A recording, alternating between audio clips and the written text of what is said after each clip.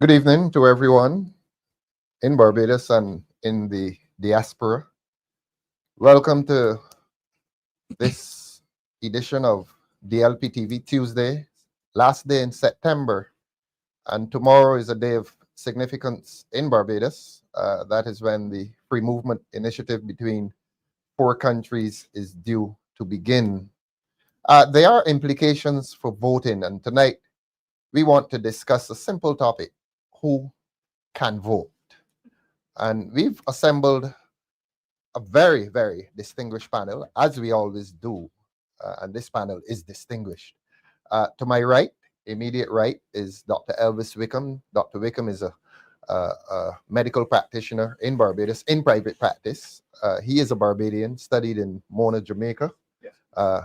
West Indian made, Barbadian made and West Indian made. Dr. Wickham, welcome to the discussion. Thank you. Good night, Barbados. To Dr. Wickham's immediate right is attorney at law, Corey Greenidge. Corey has had a practice in litigation in the courts of Barbados. I think he did the criminal courts, he did the civil courts, family courts as well. He is now a corporate lawyer. Apart from that, Corey is our newly minted, if he doesn't mind me saying that, our newly minted candidate for Christchurch South, and an excellent candidate too. I think the whole country now knows and agrees on that. Corey, welcome to the program. Thank you so much, and good evening to the viewing public. To Corey's immediate right is, I heard this gentleman on Sunday night on the platform, and he is quite a revelation. Ensley Grainger has been a police officer, served in at the time, the Royal Barbados Police Force for many years. And then he became an attorney at law, and he's been practicing. Ensley and I met in the criminal courts. He as a prosecutor, I was a defense counsel, and now we meet on the friendly and common ground of politics on the same side. Ensley is now a practicing attorney at law. He practices in the criminal courts, he practices in the civil courts, and like Corey, he has a stint in the family courts as well, a general litigation practice, and as lawyers say, non-contentious practice. He is our candidate for St. Michael East, and I say to you, the people in St. Michael East, he is out there in the field. He is at so many houses that he is not going to see everybody at the same time, but he is in the field every Saturday, and particularly on Saturdays. Ensley, it is an absolute pleasure to have you on the panel tonight. Thank you, Comrade Leader. Good night to viewers in Barbados and Diaspora. Now, for those who will accuse us of having an all-male panel, that was not the intention.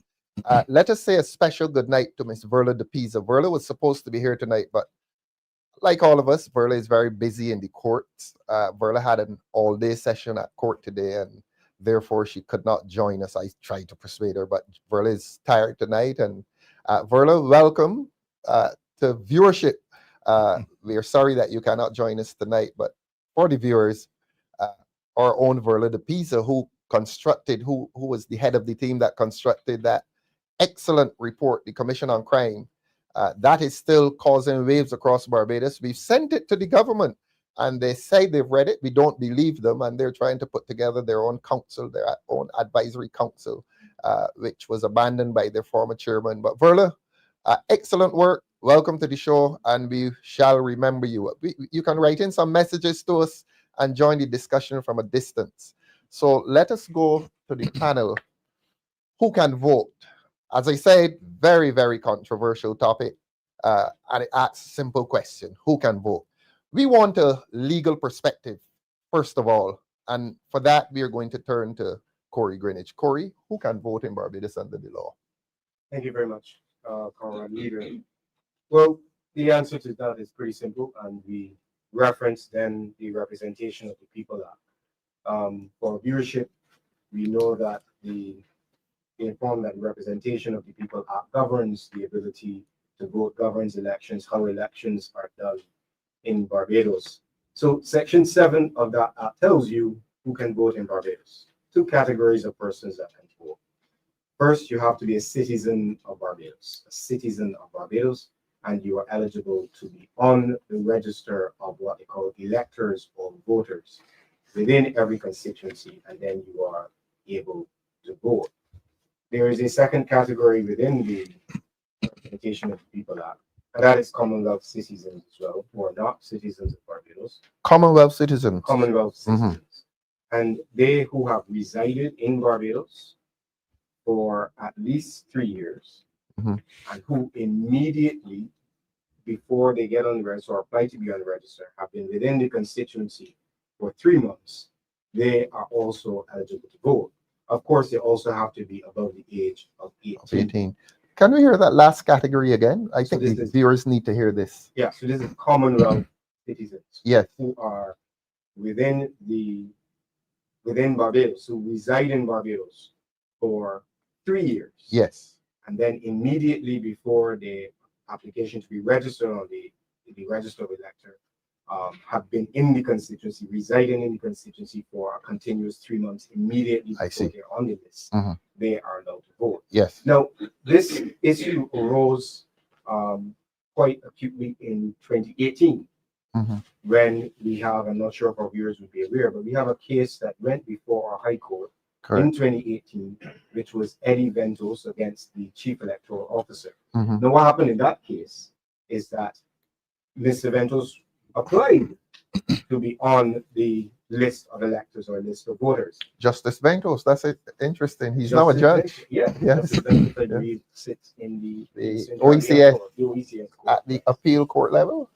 I believe so. Yes. He has had some stints within the OECS. Yes. At the time, he was a professor at the University of the USA. Yes. So he had been in Barbados for 3 years or even more than 3 More. years Yes. prior to his application to be on the list of voters. And he was residing in the constituency for 3 months prior to that date, Mhm. the date called the qualifying date. This Yes. is the date when you apply to be on the register. Initially, the Chief Electoral Officer denied Mr. Ventos the ability to be on the list and the ability to vote in Barbados. And he filed an action in the High Court Mhm. against the Chief Electoral Officer. Mr. Ventos was eventually successful Yes. because he fell within the very specific category that I gave you just now, which he was a Commonwealth Commonwealth citizen. citizen. He had been in Barbados for more than 3 years. Yes.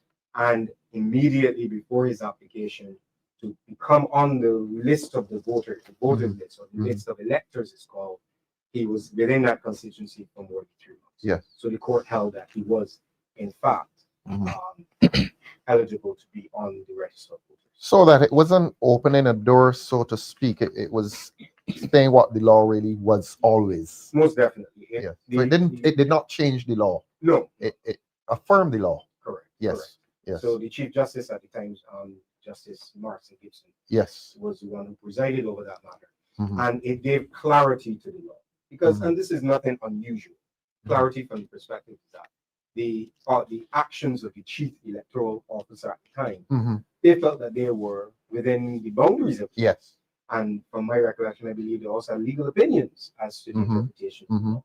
But what happens with law, as we know, always, Yes. Interpretations. it interprets and the court hands down its official interpretation. Yes. And therefore, those criteria of being within the country, residing within the country for at least 3 years or more, Mhm. he was in the constituency, living in the constituency for the immediate 3 months before his application, Mhm. and of course, he was over the age of 18. And that's what the law says in section 7.1 of the Representation of the People Act. Yes. Now, Yes. You go on. You go on. okay, so I think tonight this comes front and center Mhm. because we have, as you mentioned, Comrade, in the initial stages of the discussion, Mhm. that October 1st, Tomorrow. tomorrow, begins the initiative for the free movement of people Yes. within the Caribbean. Up front, I would say that this is part and parcel of the Treaty of Chaguaramas and the unity of the CARICOM. Which established CARICOM. This Yes. has been established. Yes. This established CARICOM. Yes. So this is not something that's new. Right. Successive governments across the Caribbean Mhm. have implemented parts of the The agreement, treaty. the treaty, the CARICOM agreement over time. Yes. And this, my understanding, is just another move towards bringing greater unity. and Unity. greater, Yes. Through freedom trust. of movement. True freedom of Yes, movement. We know yes. that we can fly from Yes. one country to another, but the freedom of movement addresses your right or your entitlement Yes. to enter into the country as the current content. I'm going to overwork you then, Corey. Certainly. Relate that freedom of movement to voting rights.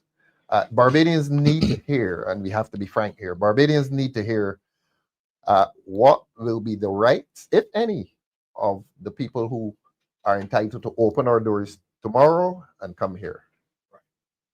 Let us go there. So, just so that our audience understands, the freedom of movement Mhm. is one aspect.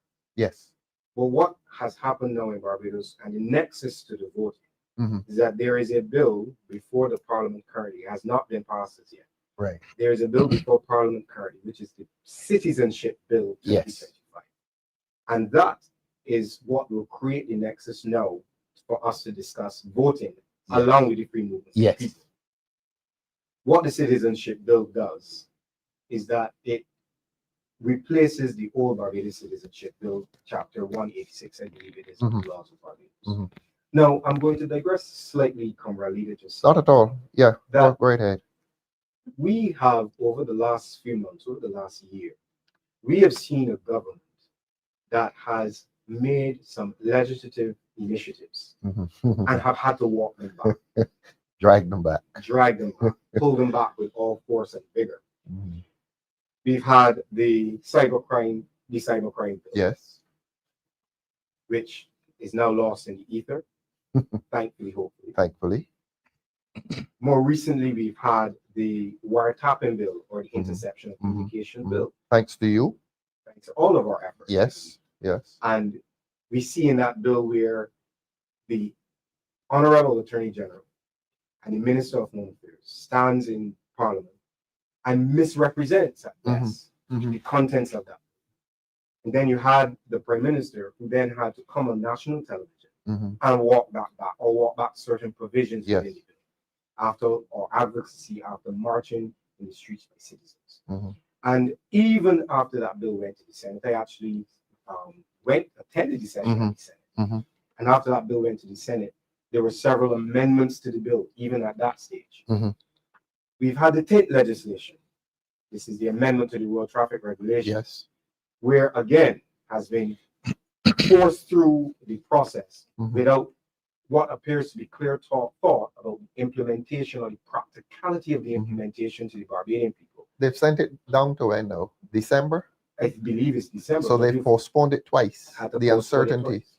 Because it seems like you have a legislative apparatus or a government that's just pushing legislation, some for talking points, some for hurried, without Mhm. giving thought and critical analysis Mhm. to the actual contents of these bills and for the practicality of its implementation, or what seems to be how it impacts the Barbadian people. Yeah. I digress there to come back to say, I believe this citizenship bill will fall in the same category. Mhm. I believe that not a lot has been given, a lot of thought or a lot of homework has been done. Have they consulted the public? I have not heard Because any Corey, when they drag consultations. them back, they're saying, "Oh, we consulted before, and we're going to consult again." There hasn't Any been consultation on this one? not that I am aware Good. of. There has not been any widespread Let the record consultation, speak as to for that. the citizenship bill. So what the citizenship bill does is that it repeals the old citizenship bill and it makes some very drastic changes to who can become a A citizen. citizen qualifications for citizenship. Qualification of citizen. Yes. Now I want to remind the listening public, the viewing public here in Barbados and in the diaspora, this is now the nexus that we're going to make to the free movement of people Mhm. and the ability of people to come in Barbados and work. Mhm. The first and most dramatic change that they have made is in the lineage of who can apply for citizenship. In the current bill, the Yes. existing bill, Yes. because this citizenship bill is still before the House, so it has not been passed yet. Mhm. In the existing laws in Barbados, if I am a citizen and I have a son who, for example, is born in the United Kingdom, born in the United States, my son can apply for citizenship because of me as his As a father, descendant. as a descendant. Yes, of a immediate citizen. descendant. Right. That is the current bill. Yes. The new proposed bill Mhm. sends that qualification now not only to the immediate descendant, extended to my grandson. Your grandson. So descendancy is extended to. Is extended to the grandson. Yes. And to the great grand. And to the great grand. Great grand. That's where they stop then? Three Three generations. generations. Yeah. So they have now extended the descendancy or the ability to apply down to the great grandson. So they've extended that. Now, when the Prime Minister spoke on this bill publicly, she said, "We are not selling citizenship."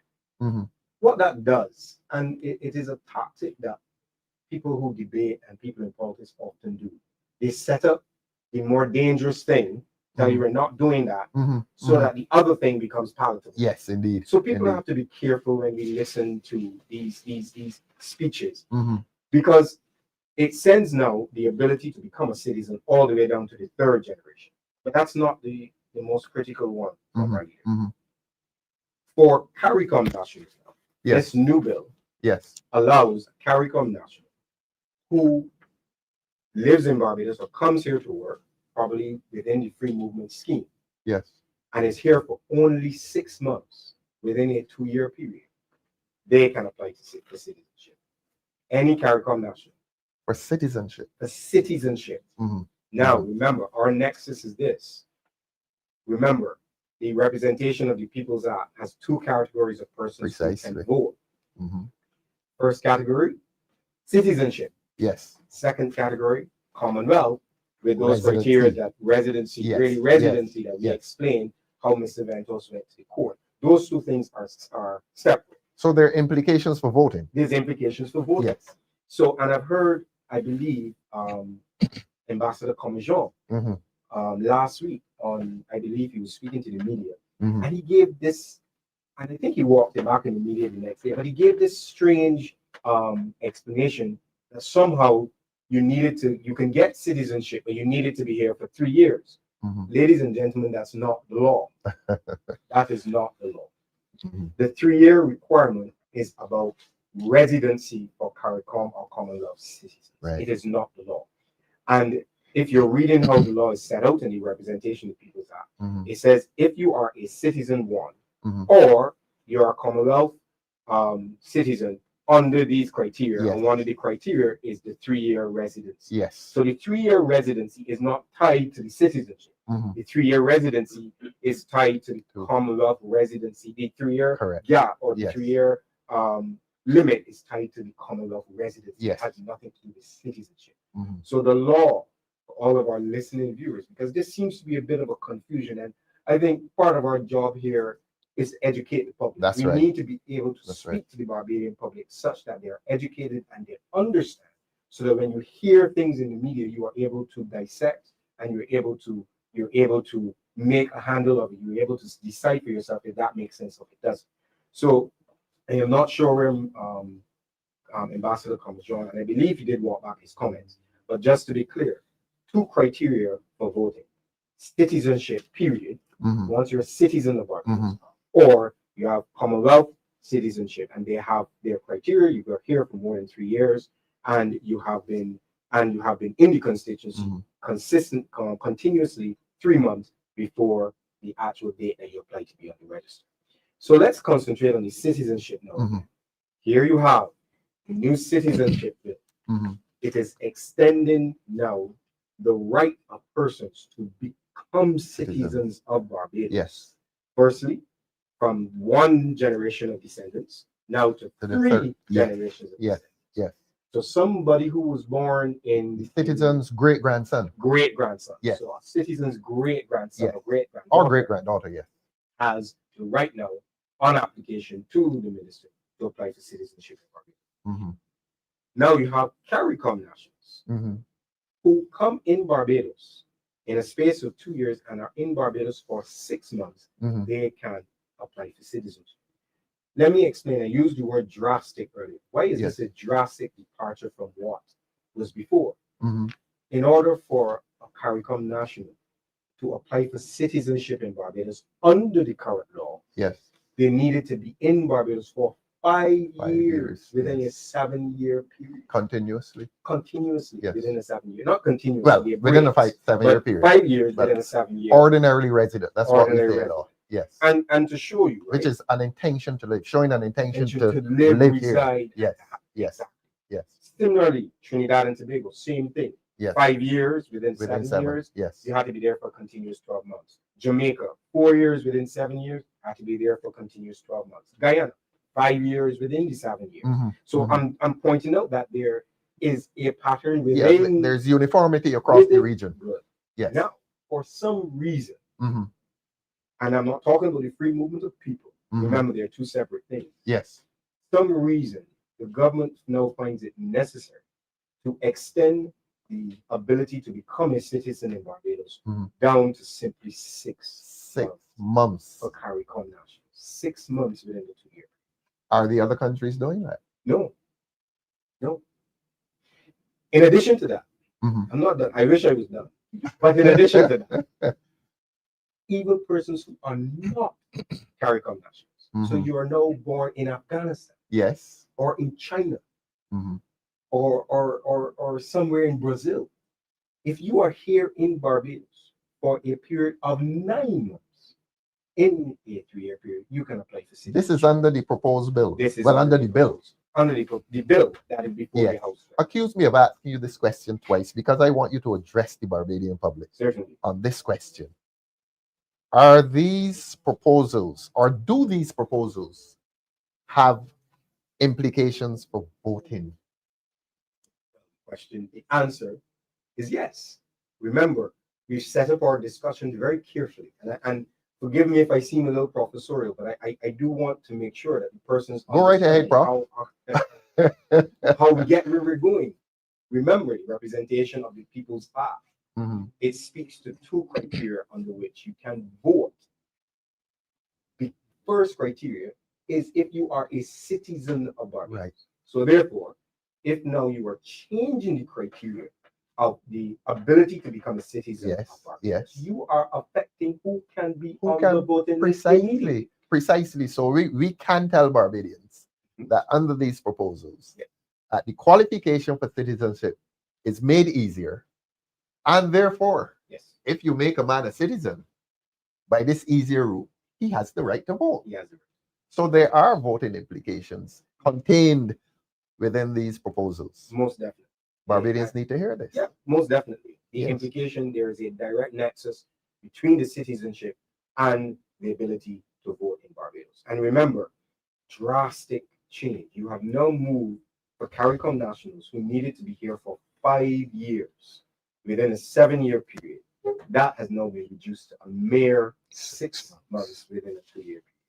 For non-Caribbean, for non-CARICOM nationals, Mhm. I beg your pardon, where you're born anywhere else in the Yes. world, if you're just here for 9 months within a 3-year period, based on the bill that is before the House, then you have the ability to make an application to the minister for citizenship in Barbados.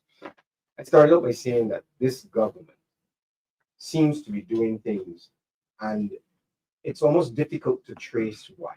Mhm. So I think we need to do a little analysis to see what could be some of the reasons why you would want to have that ease for citizenship in Barbados.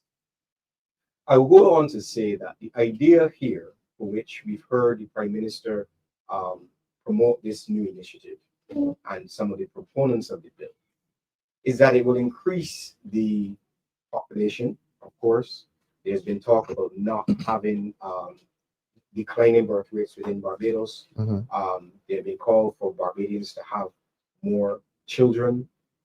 We have now been see that the reason, a part of the underlying reason for wanting to have this initiative is if you increase the population base, you increase the working population, that will increase the tax base and improve the GDP numbers. Mhm. So there Mhm. is an economic argument Yes, for having yes, more within yes. the workforce, Yes. an economic argument for having a greater tax base, greater productivity within the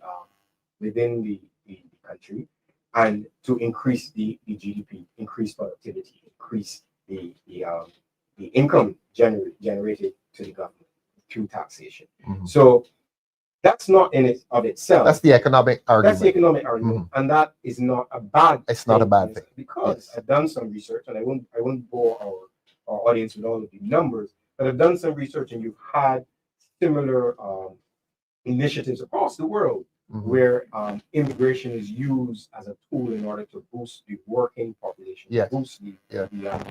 the productivity within the economy Mhm. and increase the GDP. However, and why I say that the government needs to make sure they have done their homework Mhm. is that there are broader implications. Yes.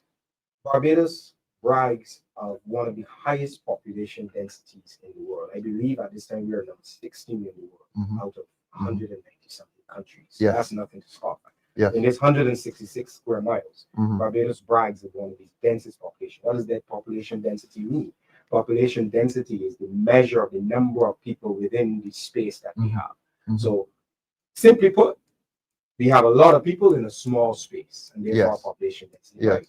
So there are implications for social services, Mhm. there are implications for housing, there are Mhm. implications within that when you talk Mhm. about increasing your Yeah. population. Yeah. Social and economic There are implications. a lot of social. Yes. We don't normally go to the board this early, Corey.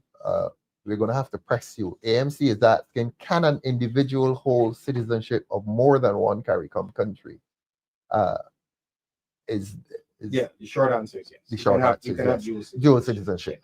Fine. Dual citizenship only becomes an issue in some territories where you may want to seek higher office. So, sir, as you are seeking higher office as is young Ensley and myself, We all and are. hopefully soon Dr. SB, Wickham, I beg your pardon. That so usually within the territory, sometimes you are prohibited from having dual citizenship if you're seeking higher office. But Mhm. that in itself is not, and you can't Right. hold more than Right. one. You can Okay. hold dual citizenship. Yes. Brilliant as always, Corey. We've educated the public as to the law. Let us look at the history. This gentleman to my immediate right is not a historian professionally, but I tell you, when Dr. Wickham goes before a microphone, you hear more than medicine.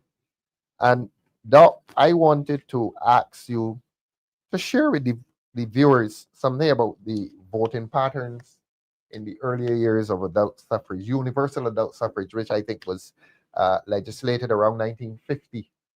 That's when all Barbadians over the age, I think at the time, Corey, it would have been 21. Then it was moved to 18. I think so. Yes, I believe But so. that's what universal adult suffrage is about.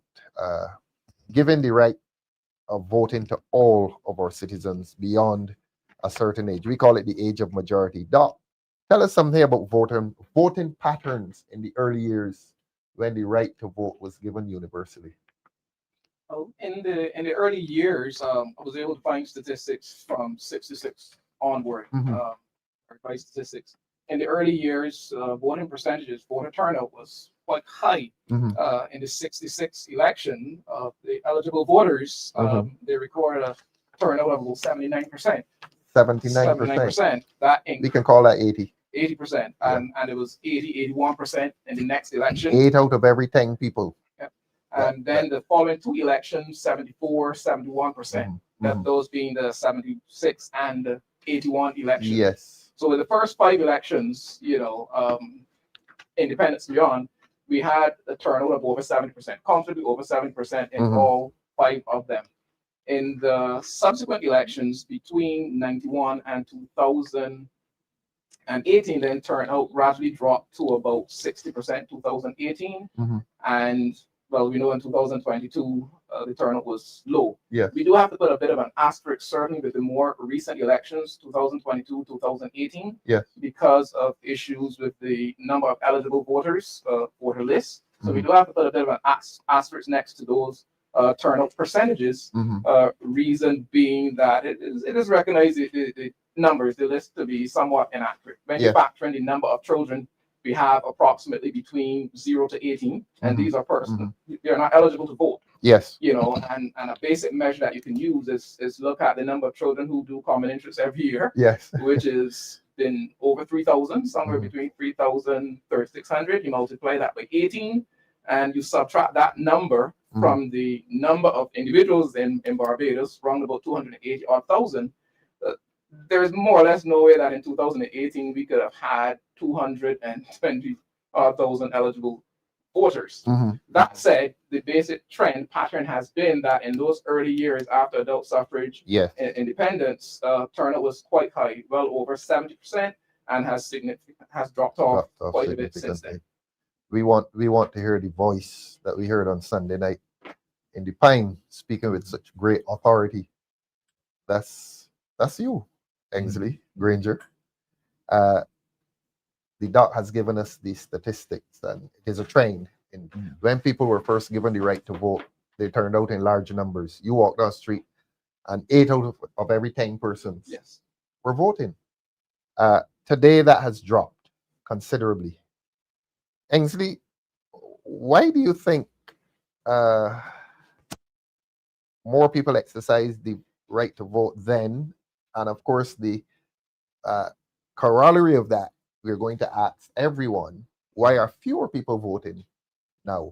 But give us the first one. Why did so many people vote then? Do you think? I think that back then, people tend to think that they had a reason Mm-hmm. to vote, Mm-hmm. and that where they came from, Yeah. the background of where the right to vote was with persons who were well-to-do, who had the land, Yes. who had the money, Yes. and that sort of thing. And the marginalized, which would be the poor, Yes. they had not that right to Mhm. vote. So after being eligible to vote, Mhm. then they realize that now they have power Yes. in their hands, Yes. that they can exercise that franchise to vote, Yes. and believe that when they vote, that they were actually voting for improvement Mhm. based on where they came from, Yes. right? And that at that time, I believe people had a sense that what they are doing was they felt that, as I said, they had power now in their hands to make decisions for and of themselves. Yes. I saw Corey nodding while you were speaking, which meant that he was agreeing with you. So I'm going to ask Corey the corollary of that. Why more people voted then? And my question to Corey, why are fewer people voting now? Yeah, you're right. I was agreeing with Yes. Ensley, because I think one can infer that having not had the opportunity to participate, Yes. the enthusiasm at that time would probably have been greater. Mhm. I think now in our modern times, within the last 2-3 elections, and you hear it when you walk through the constituency, try to spend as much time within the constituency, chatting, introducing ourselves, and talking to voters. Yes. There is a general feeling, and I can almost quote many of our voters, there is a distrust of politicians. Mhm. And it's not, a lot of the times, it has nothing to do with the color of the shirt you're wearing. Yes. A lot of what you hear is, all of one is the same. Yeah. Yeah. Yeah. When they ain't doing nothing for we. Yes. When it's only come around at election time. Mhm. Mhm. So there is then an apathy that seems to have, that now pervades the Barbadian public Yes. with respect to exercising that franchise, with respect to voting. Mhm. I will be frank Yes. at this moment, because we are on DLP TV, and I think our slogan is honest voices for people. And I think that's right. it's important that we also self-reflect. Yes. I think within the last 2 elections, and again, you hear this as you walk through the constituency, that persons have been disappointed in the Democratic Labour Party. I'm going to be frank. Yes. And I think that a lot of voters who would normally participate opted not to participate. I don't say that to say A, you always have to say B. I believe there is an opportunity now, however, Mhm. and that there's a time now, given all that is happening in Barbados, and given that we've tasted the ill-gotten fruit, I think, of a one-sided government, Yes. that it is an opportunity for the Barbadian public to re-engage Excellent. and listen to the issues, Yes. and not just, I didn't say listen to the talk, listen to the issues Yes. that affect your lives, that Correct. affect your everyday life. Listen to the issues that will affect your ability to go to the supermarket. Yes. Listen to the issues that will affect your ability to put in a full tank of gas. I Yes. remember when a full tank of gas was $60 in this country and I could drive for a week and a half. Mhm. Now $60 will barely move that needle. Listen to the issues where within a bill like the maternity provision, the paternity provision, you have criminalization of persons Yes, in of paternity and Cameron, you maternity. speak to this all the time. Yes. So I'm saying to the Barbadian people, despite the feelings and despite the apathy within the country as it relates to voting, do not let us give up our ability to make our voices heard. Mhm. You saw protests within the news media just today, where Yes. persons are outside of the community college making their voices heard. That's You've right. seen marches in Bridgetown with respect to the wiretapping bill and other issues. So I'm answering the question, say yes, we've had a fall off of participation within our voting process. And there are many reasons I think that has happened. Mhm. But I think now it's an opportunity for our Barbadian people, for the electorate to hold themselves up, listen to the issues, Yes. listen to the issues that affect your lives, not just your lives, that affect your children's lives. Yes. You know how many voters that I have encountered that talk about not being able to purchase more than one school uniform Mhm. and then put books and shoes on top of that. So these are real issues, and it is your right and it is your responsibility to exercise that vote such that you can have a voice in how those issues are resolved. Corey, I like it that you're telling the public that government's policies are impoverishing people. Certainly. And the right to vote should involve the right to protest against the implementation of policies that are impoverishing people.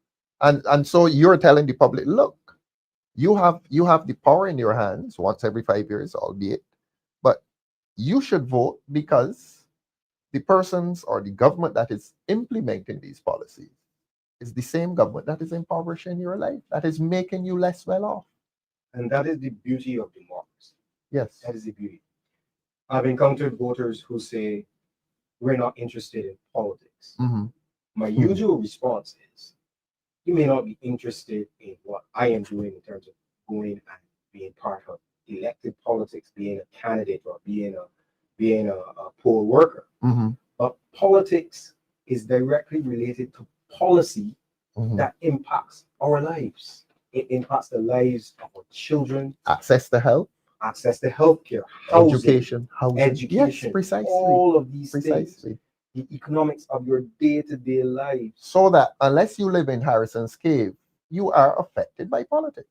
You are, and I've been to Harrison Cave very recently. I still think if you're down there, you're affected by politics. Well, I So- said living. You were visited. Fair enough. But it really, I took the opportunity to make the appeal Mhm. to the Barbadians. Yes. Yes. We must participate because we must make our voices heard. And I will go a step further. I think we are living in a dispensation. We are living in an era where there are many voices that are being silenced because people are afraid. That people are afraid to even declare who they are. Yes. Yes. And I want to disabuse you of that notion as well. This is Barbados. Mhm. This is Barbados of our forefathers. You talked about adult suffrage. This is Barbados, and we have a right to allow our voices to be heard. We have a right to allow our voices to be heard, even in dissent of a government. And we should not allow any government, whether it's 30-0 or 15-15, to allow our voices to be silenced. On the question of fear, on Sunday night, I engaged one of the residents there, long conversation, and he is convinced that the government knows for whom you're voting. And we had to say to him, no, they know that you voted, but they don't. It's you go into that booth, you mark your X, and no one knows except you and God. And we have to reaffirm that position that no one knows for whom you're voting, because a lot of people out there are convinced that the government somehow knows for whom people are voting. As it stands now, they can tell whether you have voted or not. Yes. Well, But we you can will too, not. because we send our clerks Yes. in, and Ensley walks in. His name is called through the polling station, and we draw a line through it. Well, our clerks will draw a line through his name. So it is registered that Ensley came in and voted. But then he proceeds to a private polling booth, and he votes in there. Nobody knows who he's voted for. But somehow people believe that that is probably when you don't trust the government. A government has become so invasive. If you're going to be passing wiretapping laws, people will begin to believe that they can tap into your ballot paper as well. Passing wiretapping laws and misrepresenting the contents of Precisely. said laws. Yeah. Precisely. Yes, Corey. I would say that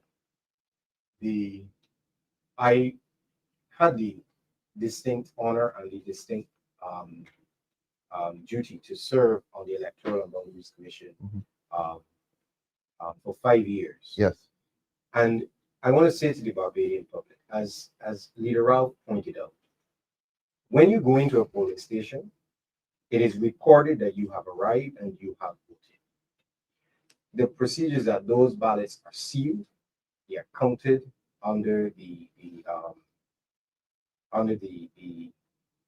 auspices of the Electoral and Boundaries Commission, and those ballots are then sent into a vault in the Supreme Court registry. Correct. In my time there, I have not experienced anything nefarious where anybody has requested who has voted. Excellent. And I give that personal assurance, having served in that capacity. Yes. What I think the broader point here, though, is that when you have a society now that is so suspicious, Yes.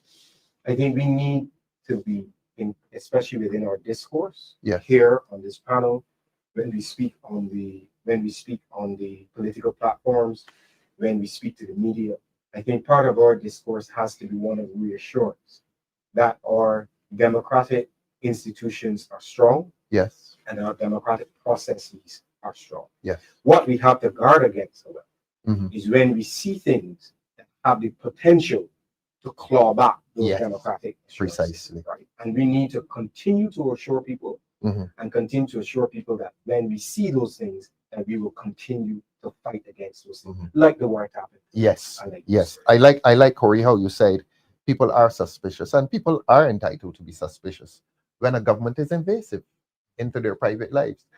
Doc, I wanted to come to you. Has there been a relationship between voter apathy and the improvement in people's material well-being? You said to us that when it started, when everybody got the right to vote, 8 out of 10, 7 out of 10. But we all know that people have improved their material well-being, and that apathy seems to be coincident with that.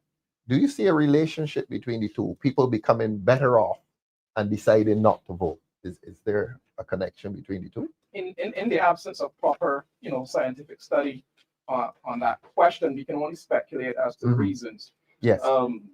My speculation would be something, as you said earlier, which is that, in the earlier days of adult suffrage and independence, persons were closer to the difficulties of the 30s and 40s. Yes. And, we're voting with purpose, with cause. Yes, it appears as if as persons became more affluent, the interest in voting declined, but there are other considerations, other possible reasons. I suspect if you ask many of our younger persons now, they will tell you, what difference will it make? What is it going to do for me? I can still struggle to put food in my belly, struggle to put gas in the car, and point about all politicians being the same. So there are significant reasons for the disinterest. Person's comfort level may be one, but I suspect a big reason would be that persons think it doesn't make a difference. It doesn't make a the difference. point is to be made, however, that not voting is indeed a form of voting. Yes. Not voting apathy is still a vote. voted. Yes. Apathy is a vote. Yes. And we have pointed out a number of the issues so far that come along with that. We have a government that, they're serial bunglers. That's how I would put it. Serial bunglers. Serial bunglers. That's not my original term. But the number of the pieces of legislation that they have brought to Parliament and had to walk back or in a dumpster somewhere. And this is despite the fact that they have the largest cabinet in our history. Right. The largest army of consultants in our history. Yes. a wage bill that is through the roof. They claim consultation with the population, only for that to be clearly seen not to be the case when the bills come to Parliament and have to be walked back. And yet they boast of their competence. So not voting helps to ensure that continues. Precisely. That is not something which we want. This is a level of incompetence. I mean, it has to be called out for what it is. It's incompetence. It's incompetence. I said here before that persons tend to see leadership potential in individuals who speak a lot. We have to look at what they're saying. Yes, look at their hands. We have a leader that talks a lot. Yes. But what is he saying? I also pointed out on the platform, you have to consider what persons are not saying. And we spoke of some of that as well. And then someone who we see leadership potential in individuals who appear busy, regardless of what they're busy doing. Yes. She's certainly busy playing. I'm not sure how far 100 trips in 7 years, what it has done for us. And we spoke to the cost of some of these trips recently. And someone, and this is the one that gets me, who appears confident. I will give the and this she appears confident. Competence is a totally different issue, not to be confused with competence. Because when you look at these bills that we spoke of, this is abject incompetence. That's right. When two grown men can get up in Parliament and misrepresent, that speaks to another matter as well. This is people must understand these bills went to cabinet first, and that the cabinet was chaired by the Prime Minister, so that the Prime Minister oversaw the process. Yes. So that nobody in the government has the authority to come to that Parliament and claim that they're apologizing to Bajans. Presumably, they sat in that cabinet room. Presumably, they read the bills. They read it. Presumably. And that the person chairing that process was the Prime Minister. Who then gets up on a Sunday night and almost blame Barbadians for having to walk back the bill by saying that, Barbadians demanded that, the government takes action. And sometimes when things come a little quickly, it isn't all together. I mean, really, that's incompetence. They're there to govern. That's all what it is. That's incompetence. I want to go into the field. With your permission, yes, I was coming to you, Ensley. Yes, please. Leader. I just want to go back to the question you asked about the improvements and the apathy. Yes, and its relationship to apathy. Yes. I was coming to you on that. Okay. I think improvements must be celebrated. Yes. Because it means many persons made great sacrifices. Excellent point. To improve themselves. Yes. But as it relates to the apathy, I think this comes down when people have a feeling that voting makes no difference. As Corey had alluded to. Then they believe that, listen, if I vote or I don't vote, it's the same, it's the same thing. And that comes when there is a sense, as you said, a distrust of government. If you take, for instance, this Barbados Labour Party in their 2018 manifesto, and pledge to the people of Barbados that within 18 months of government, we are going to reduce the VAT. Yes. And it's 7 years later, and VAT is still the same. So when people see that, a recipe for distress. Politicians come on when it's the same, and so people have this sense that once they're being treated in this way by politicians, contemptuously, then it breeds distrust, and then the apathy steps in, and it is bad for democracy. You use the word that I absolutely love. You talked about sacrifice. And maybe we have to find a way, don't we, Ensley, to remind young people that the material benefits that they seem to enjoy, or that they actually enjoy, came with somebody's sacrifice. Somebody older, a parent, a grandparent. Agreed. So that we have to remind them that they are not disconnected from sacrifices made by others. And that very soon, they will realize that they themselves precisely will have to make sacrifices for those precisely under them. Yes. They wanted us. Yes, Corey. Wanted us to go to the board. Yeah, you go. There Corey. was actually a comment on the board. It's not there now, but yes, the comment said transparency will lead to confidence. I don't remember the word. Transparency will lead to confidence. That was Alwyn. They were making the point that because we were making a point in how persons have no confidence in Yes, that's Alvin Bab. Yeah. Good. They have no confidence. Let us read it. Let us read it first, Corey, and then you comment. It is going to take the DLP to restore confidence in the that one. Or Transparency. Sheldon Bateman. Bateman. Transparency increases confidence in any institution. Yes, Corey, please. And I wanted to comment on that Yes. because I was speaking to my comrade Ensley just before the show. And Yes. I said to him, there's something that you said on Sunday night. that you went all the way up to the edge, but you didn't jump all the way off. And I'm going to steal it from him and jump all the way off. No. This government in its manifesto in Yes. 2018, Yes. and I'm going to quote Ensley, the Prime Minister promised that they will introduce integrity legislation Indeed. in the manifesto. Indeed. And the extra bit that I'm going to go that you didn't is that they introduced it. Is right. They told the truth in the manifesto. They introduced it. It was passed in the House. I was about to tell you, I remember my speech on it. It was passed in the And Senate. today I continue to be a disappointed man that it hasn't been passed. No, it has been passed. Well, that it hasn't come into right. law. Right, it's been passed In both houses. In both houses, Yes. both the House and in the Senate. And I believe it was it's either May or March 2023. I believe it may be May 2023, but we can be subject to correction. But that bill has not seen the desk of the president for proclamation. And I want the Barbadian people to understand. You have to be careful with double speak. You hear our colleague Dr. Wickham said just now.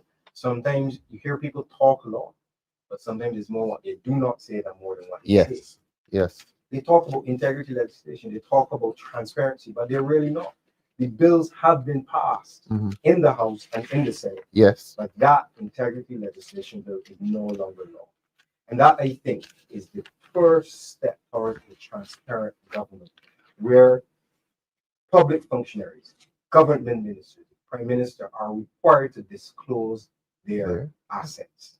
Disclose their assets. You need to set up the commission. All of the provisions of that bill, because I believe we have to restore the confidence in what we do on behalf of the Barbadian people. But this government cleverly has passed the bill. She said she will introduce, but it sits somewhere in a drawer, somewhere in Parliament, and has not made its way up to government. Gentlemen, someone sent me a video today in which a gentleman is saying, look, you cannot be a minister and become a millionaire on your salary. And I started to think, he is right. How do you become a millionaire on a ministerial salary? We know what Singapore did. They paid well. But if you're found with your hand in the cookie jar, that's it. Your career is done. I believe that Sorry, I related that to integrity legislation. Yeah, no. And what you correctly said about disclosure of assets. Yes. Because you're in public life, you have a duty, moral duty to disclose your assets. And we're talking about voting, so I don't want to stray too far. I think we can have an entire show on the integrity legislation and accountability. I just wanted to mention that juxtaposed to the fact that the citizenry, the voters, are losing confidence Precisely. in this government, losing confidence in politicians. They are apathetic, and that's part and parcel of why people loss of trust, because there's a loss of trust. So I mentioned that to say that we as a democratic people, we need to assure the public that once we are in government, that we will be accountable to the voters that put us there, that we will see integrity legislation pass and become law, and that we will be held accountable. We cannot be in a scenario where, as you said, politicians are living fat off the land, and you have ordinary Barbadians who cannot feed their families. There's something just completely wrong. This is neither self-serving nor patronizing. But when I see the team that we have put together, Corey, I am extremely pleased. And I think Barbadians have a lot to be pleased about in these young men and women that we have assembled as this Democratic Labour Party going into the next election. And I want to compliment you and the Doc and Ensley for being the kind of standard bearers that this party can be proud of. I will endorse that 100%. I think the team, and we spent a lot of time together. I think the team is fantastic. But you know me, I'm a frank individual. I think this fantastic team needs then to demonstrate to people Yes. that we are going to be persons that they can rely on, Yes. that we can give accountability for our Yes. actions. That they can trust. Because I've encountered a voter, and I have a good team with me. These are the branch members and the branch executive. They go out with me. Let's pay tribute to Kelly. Good night, Kelly. And good night, Joseph. Joseph, and yeah. Patrick, Wonderful all the people. others. Wonderful people.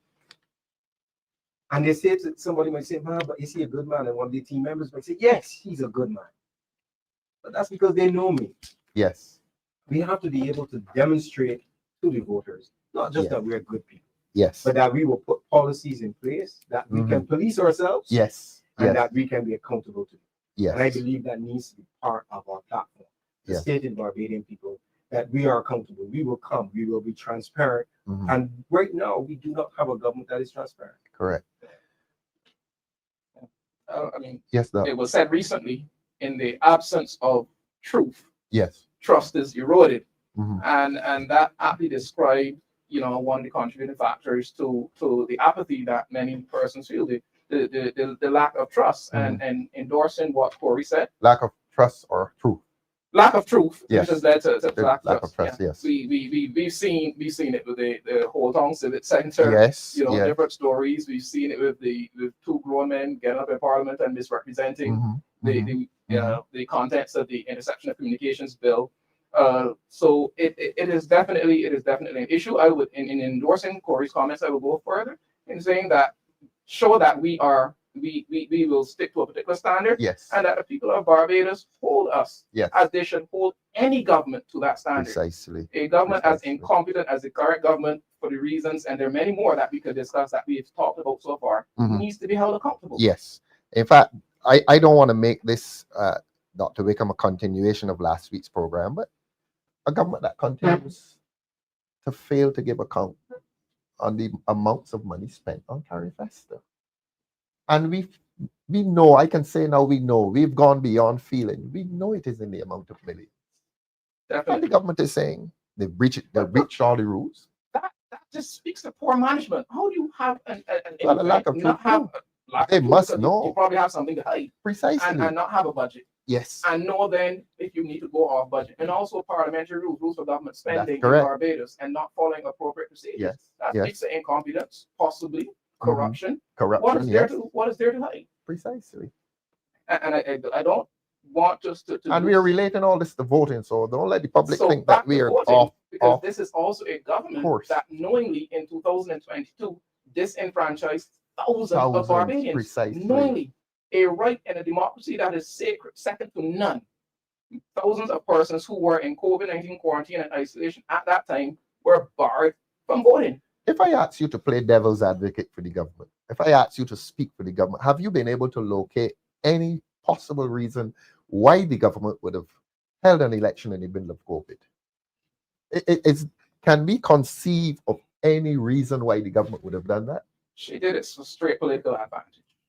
That's it. Yes. It was not constitutionally legal. We had an additional 16 months with provision for 90 days in the event of emergencies and so on. Or we could speak more to that. Yes. But it was done for purely political reasons. But the key thing is that the Constitution requires that mandates representation in the People Act to ensure that every eligible voter is presented with an opportunity to vote. Precisely. We have persons who were told, according to a statement by a senior official at the time, if you are COVID-19 positive, you will not be able to vote. Disenfranchised. Disenfranchised. And worse, disenfranchised because of a medical condition. Because of a medical condition. At a time when an election was not necessary. Precisely. So, there were 16 additional months before the constitutionally due date. The government did that. Willingly disenfranchised a sacred vote, the sacred right in a democracy was taken from persons that didn't have a chance. But I want to focus, and you're a doctor, I want to focus on the basis of illness. You're telling a man, I'm taking away your right, you're ill, which is something you don't do.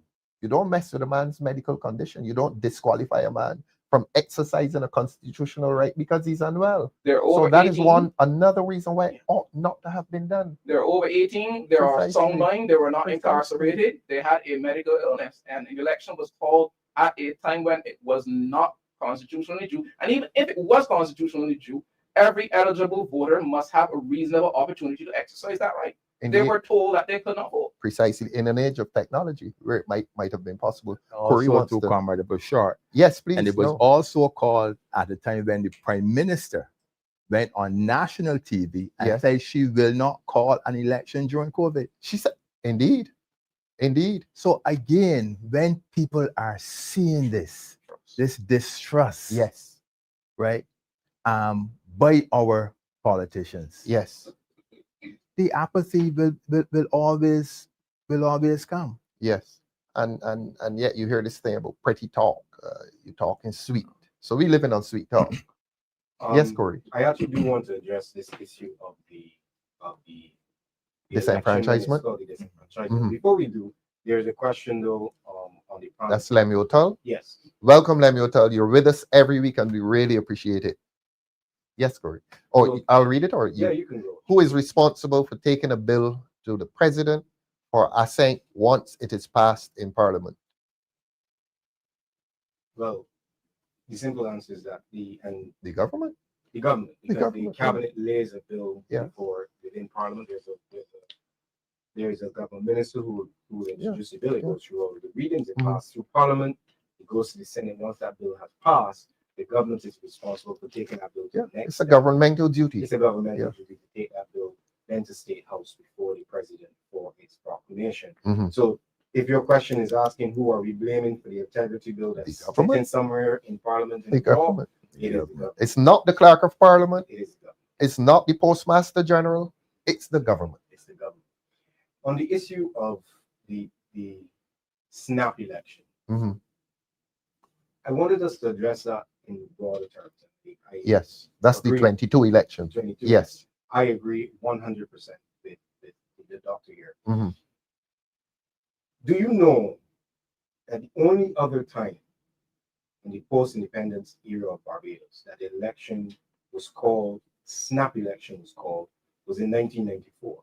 Mhm. That was then Prime Minister Erskine Sanders, Mhm. Mhm. who was going to be the subject of a no confidence. Who was the Who was subject? the subject Yes, of a no of a confidence, successful no confidence motion. and therefore had to dissolve parliament. Mhm.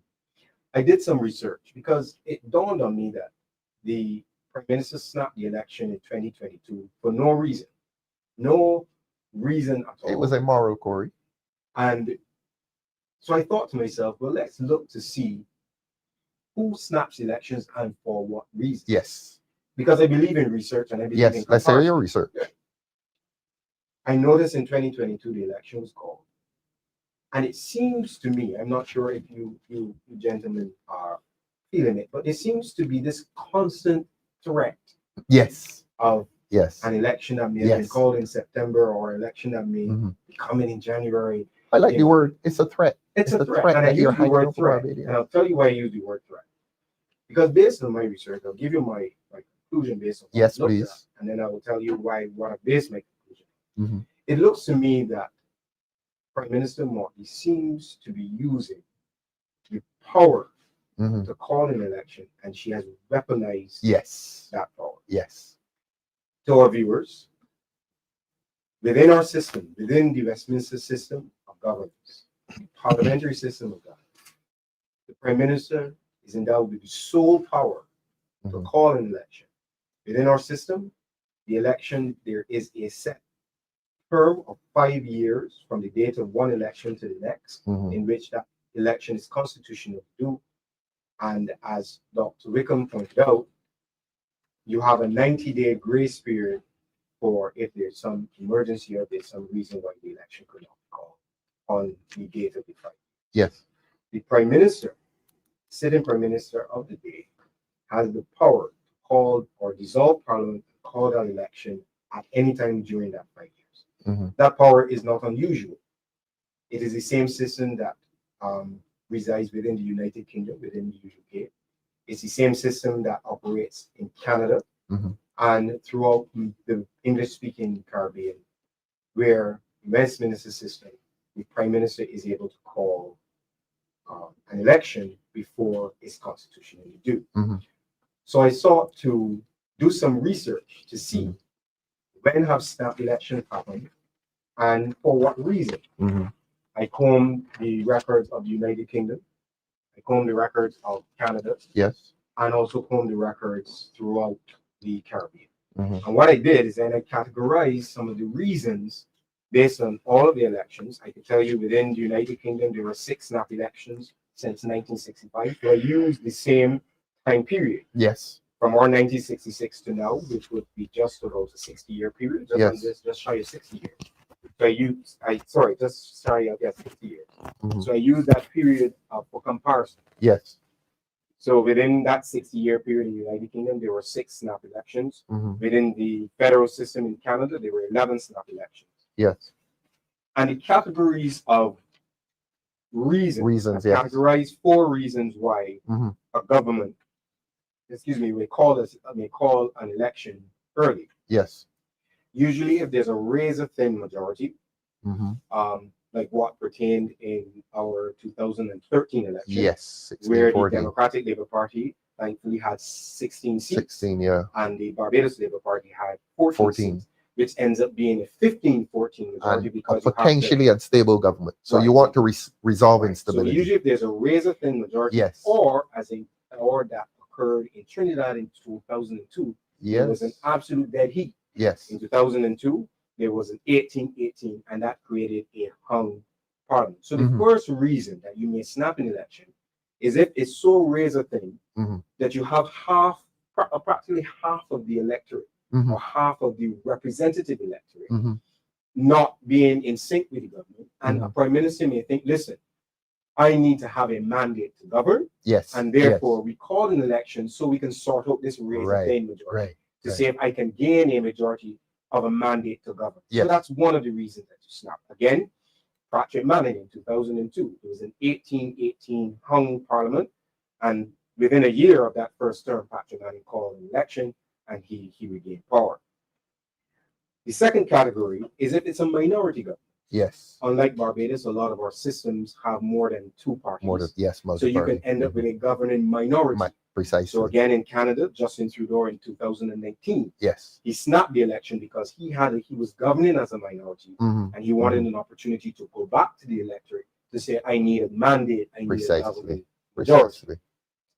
The third reason is if there's a significant event, a significant policy event within the country, yes, that the governing party says, listen, in order to do this, I want to go to the public to again get Brexit.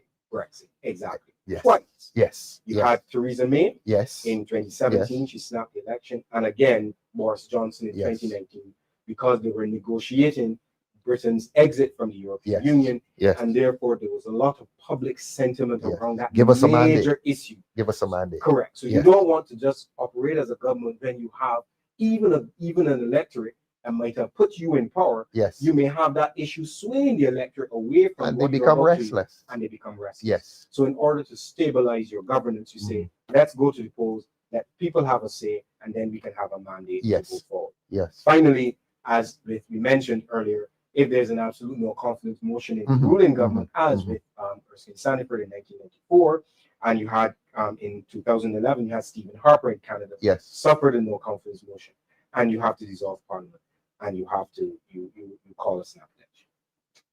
That's my research. Excellent analysis. Excellent research. Excellent analysis. Now, my question then. Yes. Forgive me, leader. You are generally the question. But my question then is to the public.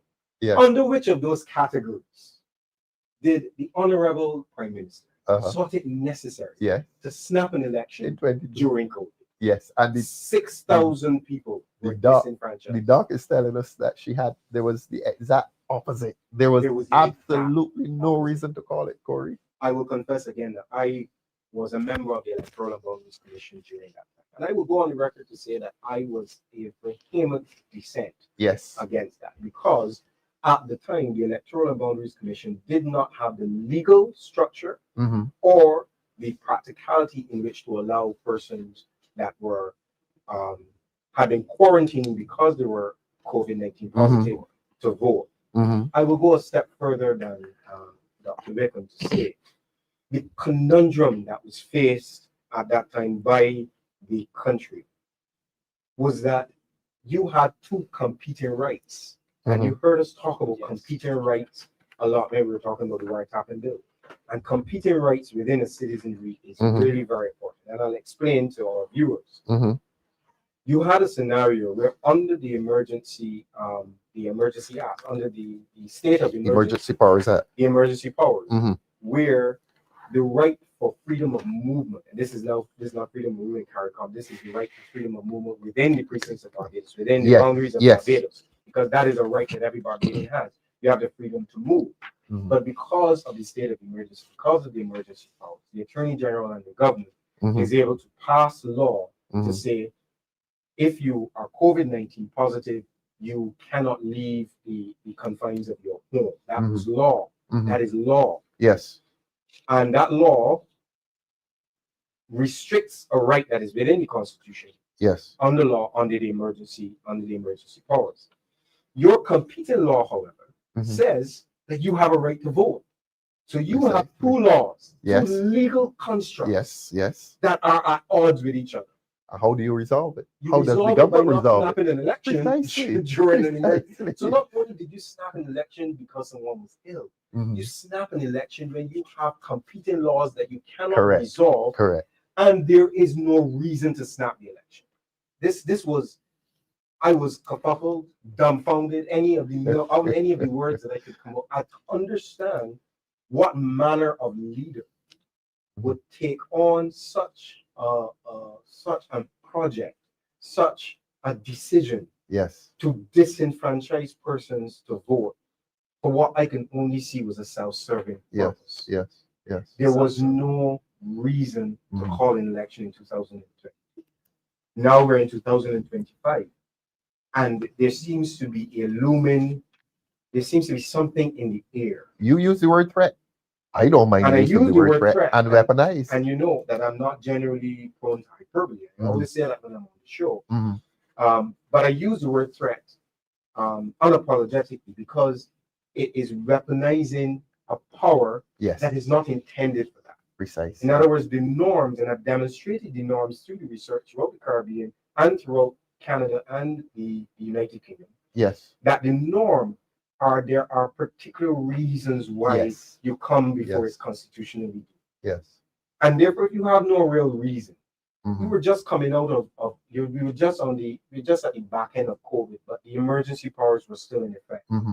And you called an election having a 30, well, at the time, a 29-1 majority. This is when Bishop Adley had taken up the post of opposition leader. So you had a 29-1 majority, and there was no reason to call an election. Now you have this looming threat of an election that can be called early. Maybe because the Prime Minister thinks they will catch the DLP with their pants. No, the DLP is ready for an election. And I have one message, and I'm going to speak to the camera. I'm going to give a message to the Honorable Prime Minister. I have a suggestion for you. How about you just govern? Precisely. That's novel. Like, you have been given a full mandate, 29 seats in Parliament. How about you govern and let the constitutional election time come? How about you just govern? Perfect time for me to introduce this question. How do we feel, gentlemen? And look, state your independent positions. We are honest voices. How do you gentlemen feel about fixed dates, a fixed date for the election, as in the United States of America, as opposed to this, as you said, this ambush, this threat, this weaponization of a date, and you just pop a date on the population and everybody's scurrying to come to grips with it? Do you think that we, under a new Republican Constitution, which they seem unable to pass, that we should contemplate a fixed date for the election so that you avoid this instability? I would say that this is the opinion that I will give. And you did invite us to give our Yes, please do. The way Barbados has worked throughout its post-independence was almost, you understood that there was a certain, Well, it was a convention. it was, you almost understood there was a certain protocol and gentlemanlike way in which we conducted Precisely. ourselves. Precisely. Yes, we could legislate. You're absolutely correct. Mhm. And it would solve the problem. Yes. As in the United States, which has a more of a hybrid system, but they are a Mhm. republic. And therefore, on the first Tuesday in November, November. every 4 years, Yes, there will yes, be election in the yes. United States. So the answer to your question, yes, we can legislate and pin this down to a specific date. But what does that now say about our democracy? Have we transitioned now from that almost gentlemanly way in which Yes. we understand how we do politics, that neighbor by neighbor, where I could be in a home and my wife vote for one party and I vote for another, and we could still sleep next to each other? Have we lost that sense of neighborhood? Yes. The United States is a big place, 300 million people, and 50 states, all that are operated under different laws. So the comparison is vast. We are 166 square miles, just shy of 300,000 people. I still know most of my neighbors. Well, Corey, generally you legislate against a problem. And if under this government a problem has emerged, how do we fix it? I have the fix for you. Yes. A Democratic Labor Party government. That too. That we return back to the norms of a democracy that is not necessary. You had to legislate every single thing to avoid a corrupt government. Yes. That we understood that we had good men and women who looked after the people of Barbados, understood the implications of the decisions that they made, and did not have to walk back every single decision when they're caught with their hands in the jar. Yes. That's my answer to that. Okay, I'm going to ask these gentlemen to give an individual political position, and also I'm going to invite the viewers to express their opinions. Should we have fixed dates as in the United States, or should we depend on prime ministerial discretion? Ensley, how do you feel on fixed dates as in the United States, or would you leave it to a decent prime minister?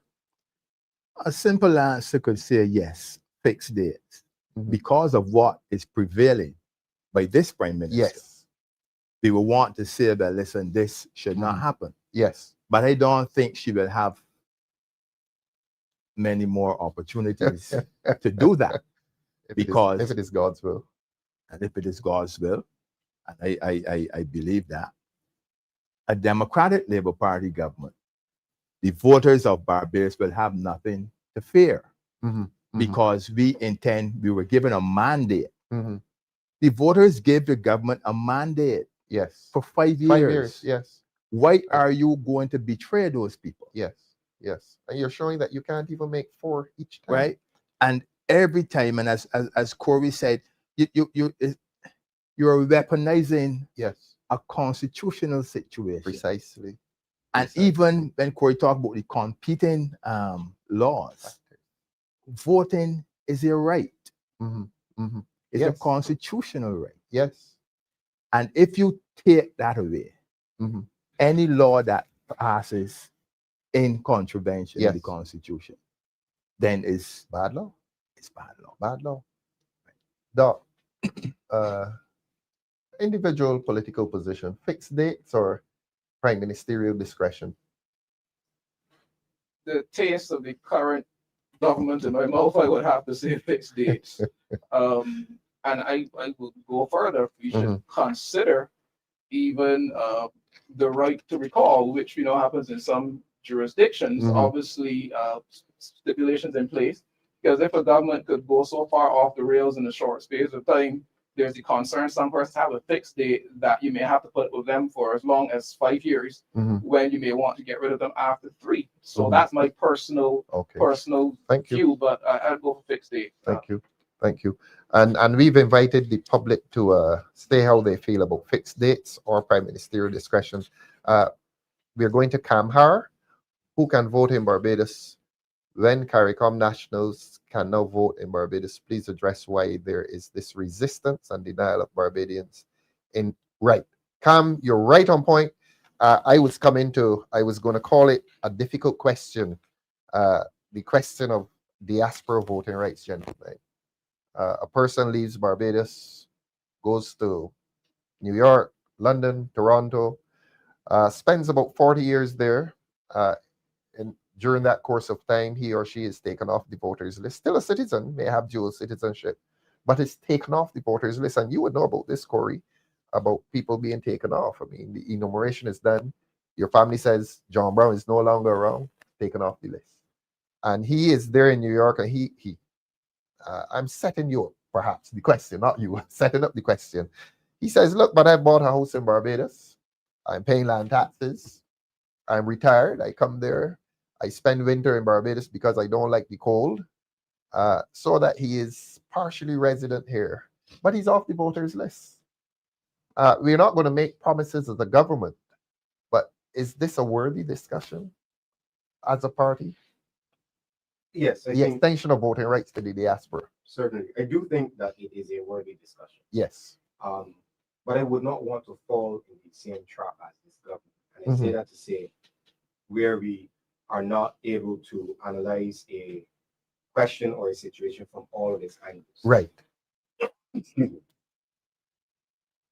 We do want to ensure full participation of our Barbadian nationals, even the ones that are within the diaspora. I think that it is something that even with once we are in government, or even now within our function within the opposition, I think it is something that's worth discussion.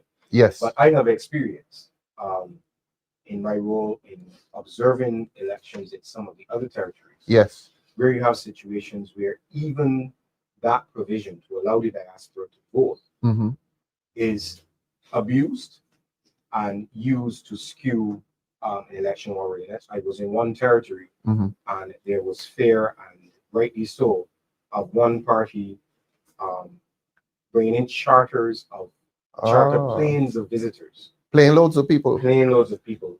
And this is done by one party or the other. It's done by one party or the other. Yes. Well, So, generally the ruling party. Generally with the resources. With the resources. Yes. Exactly. So I think it is a discussion, and it is a policy point that I think would need enough research. Yes. And consultation. Yes. Yes. Such that you can craft a system and a mechanism that has guardrails to avoid abuse. Yes. And to avoid yes.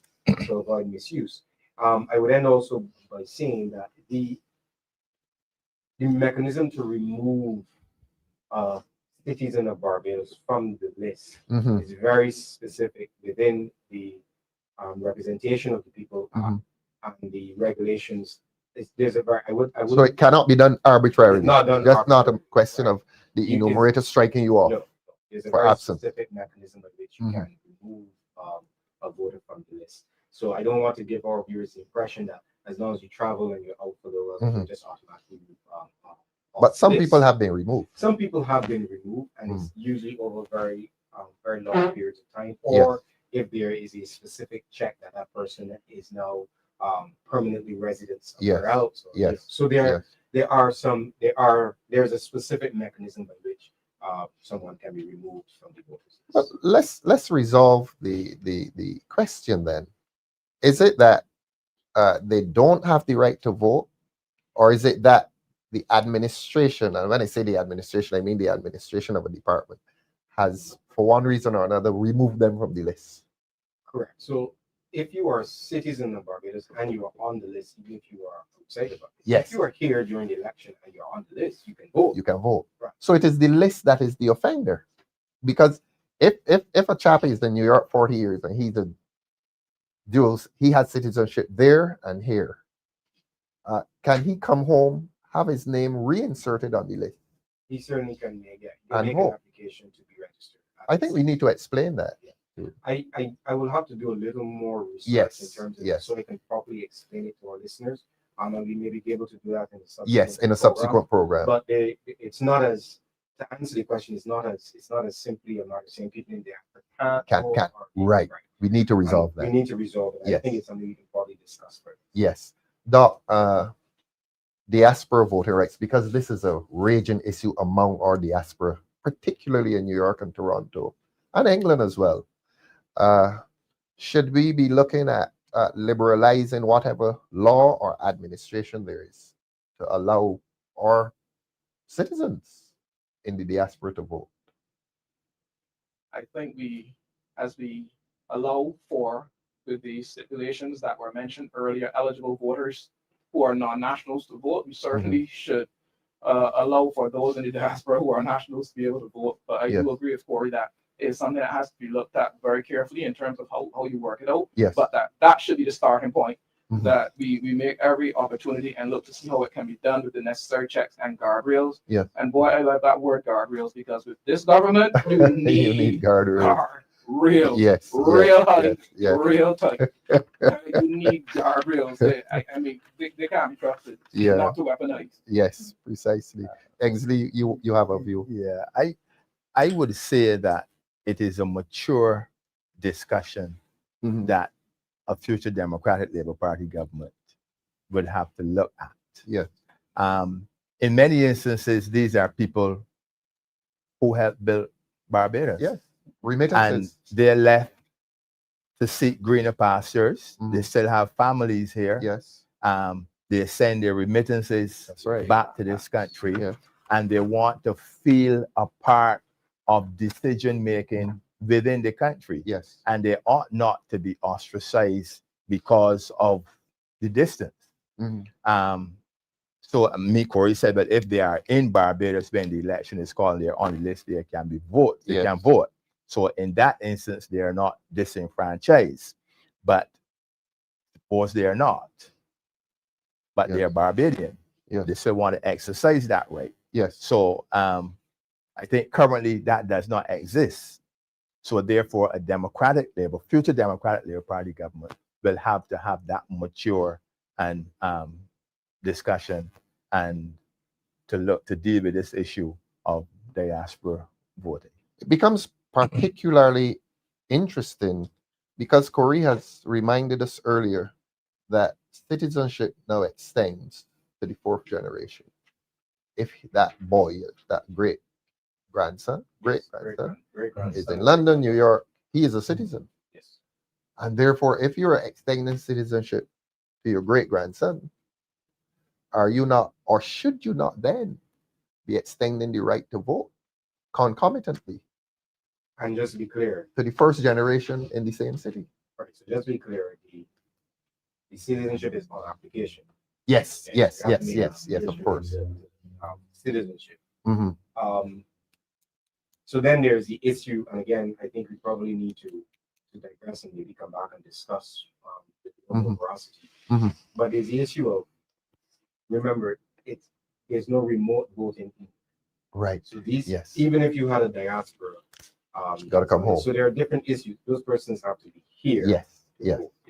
So the issue, I don't think it's one-dimensional. I think you need to be able to look at all of the aspects of it in order to make an informed discussion. Yes. So what I wanted to dovetail back to, as we're talking about the list, one of my gravest concerns with the new citizenship bill is that within 6 months, within a 2-year period, you could add a significant amount of persons who have immigrated to Barbados from across the Caribbean to our voters list.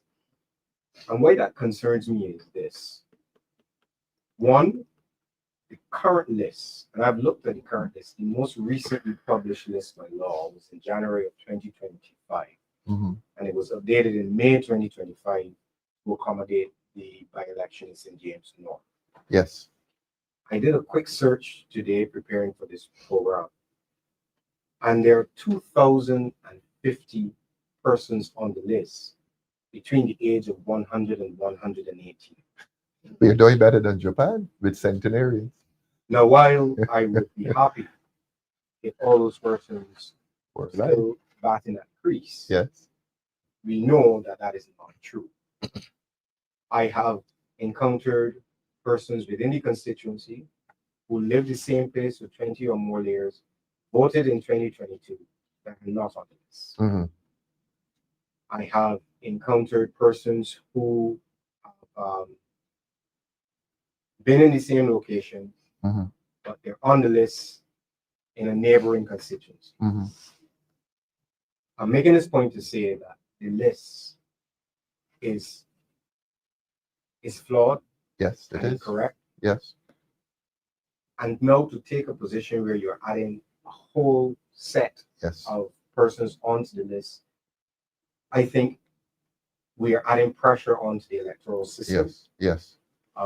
I think the list needs to be updated. We also discussed the idea of a snap election. And I heard the Prime Minister the other day talking about when she was questioned about producing the numbers for the Carifesta, she used a word reckless. Mhm. And I've heard her use the word before. Mhm.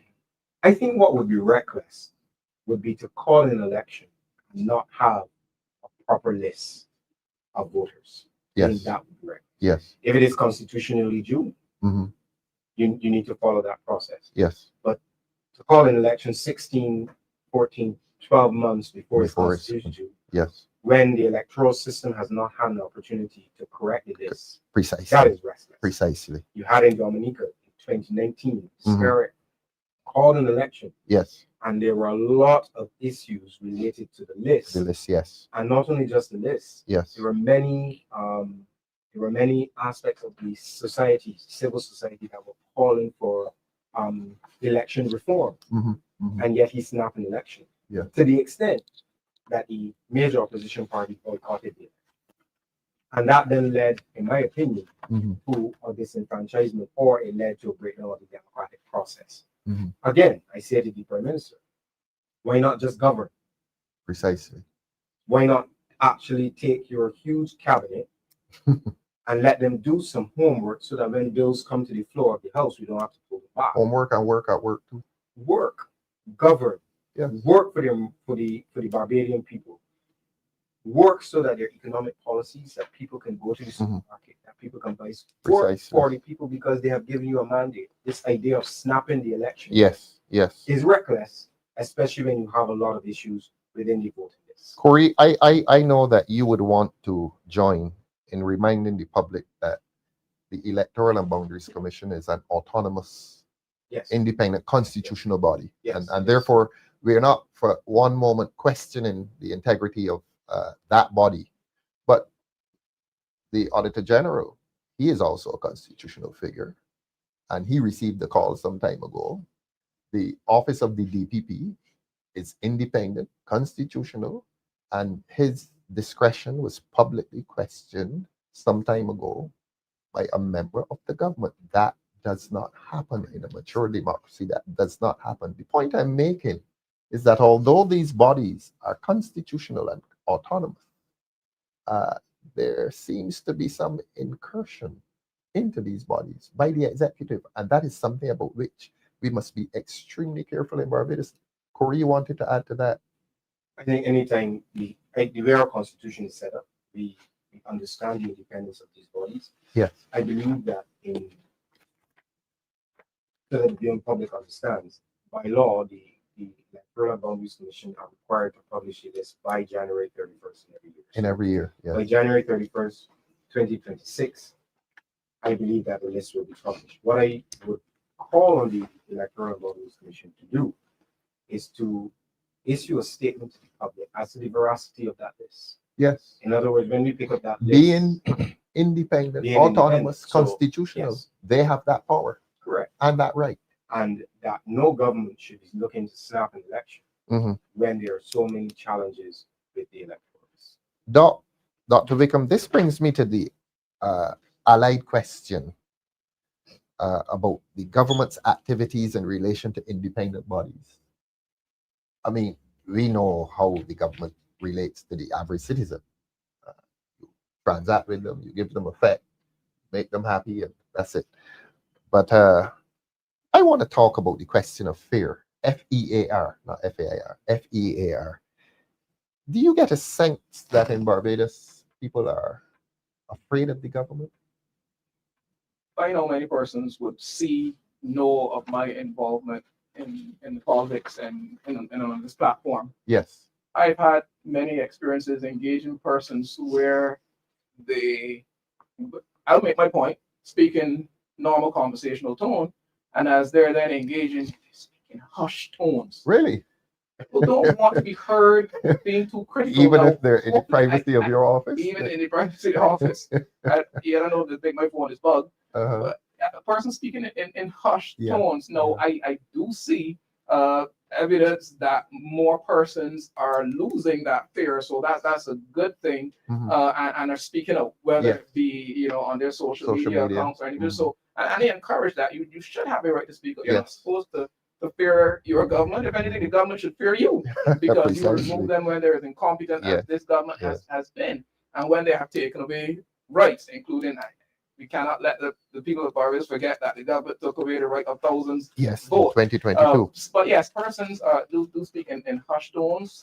There's a fear of victimization openly associating with the Democratic Labour Party. Yes. And that's a Yes. fear that should not exist. You should be able to express your opinion freely. And if you apply for a position and you're the most qualified person for the position, you should get it.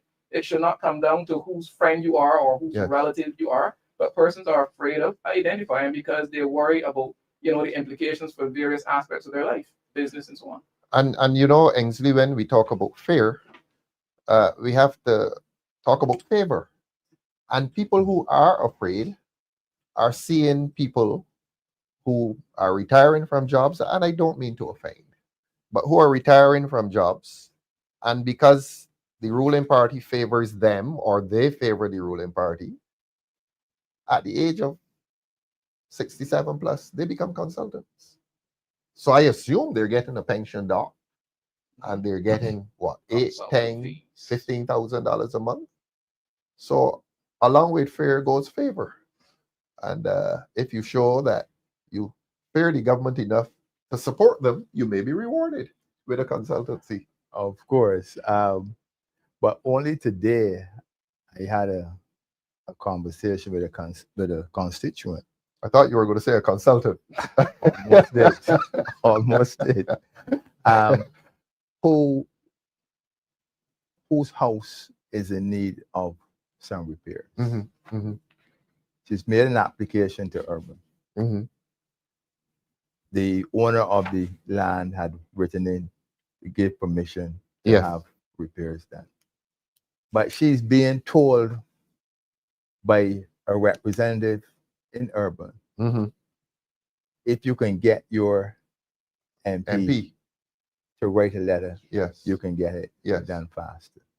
Now, why that has to be that way? Could be a lawyer, could be church pastor. But your application is there. You Yeah. have the permission from the landowner, Mm-hmm. speaking, okay, it is okay. Yes.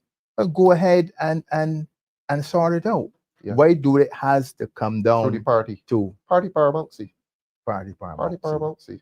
Again, as you said, she's not a favored one, so she wouldn't get anything. Precisely. So once you favor this government, then you get whatever you would. Yes. Yes. Thank you. The Yes, great- sir. The great concern for me is that level, that kind of governance can be extremely difficult to claw back from. Mm-hmm. Right? It can be very, very difficult to claw back from. Yes. Where, as a party, we have to assure the people of Barbados that this is not how we will operate. Mm-hmm. Because Yes. this is not Yes. normal. Yes. This is not how governance should be. Precisely. This is not normal. It is where not you normal. take care of your people only, or persons who swear loyalty. You're elected to govern and assist all Barbadians, Correct. regardless of color, class, creed, political affiliation.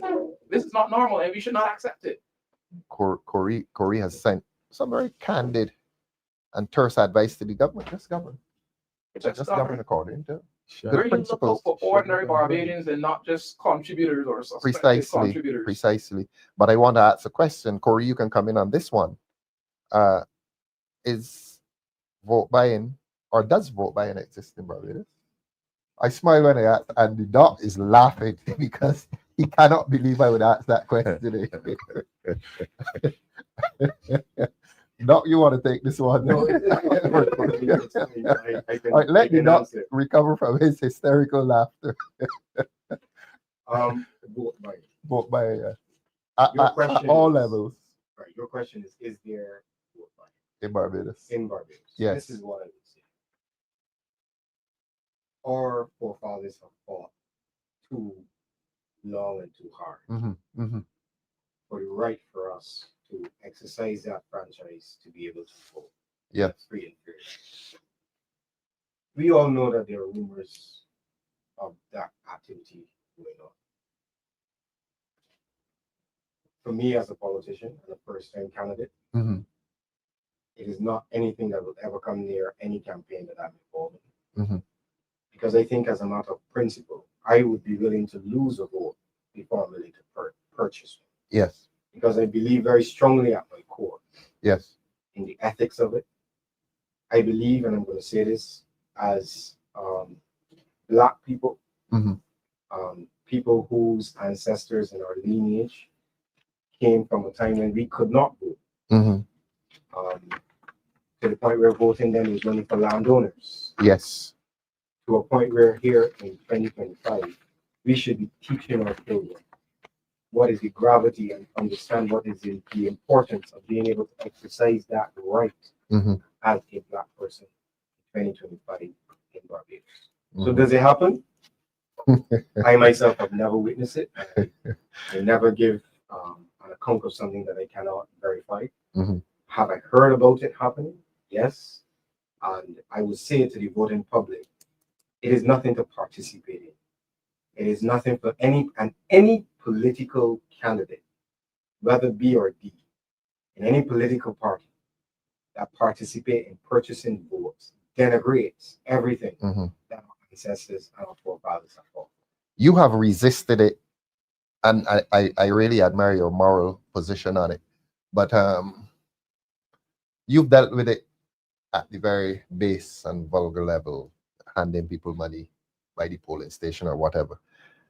A road paved the day before election. This happened in St. James North, and it happened where I live in 2022. A road paved on the day before the election.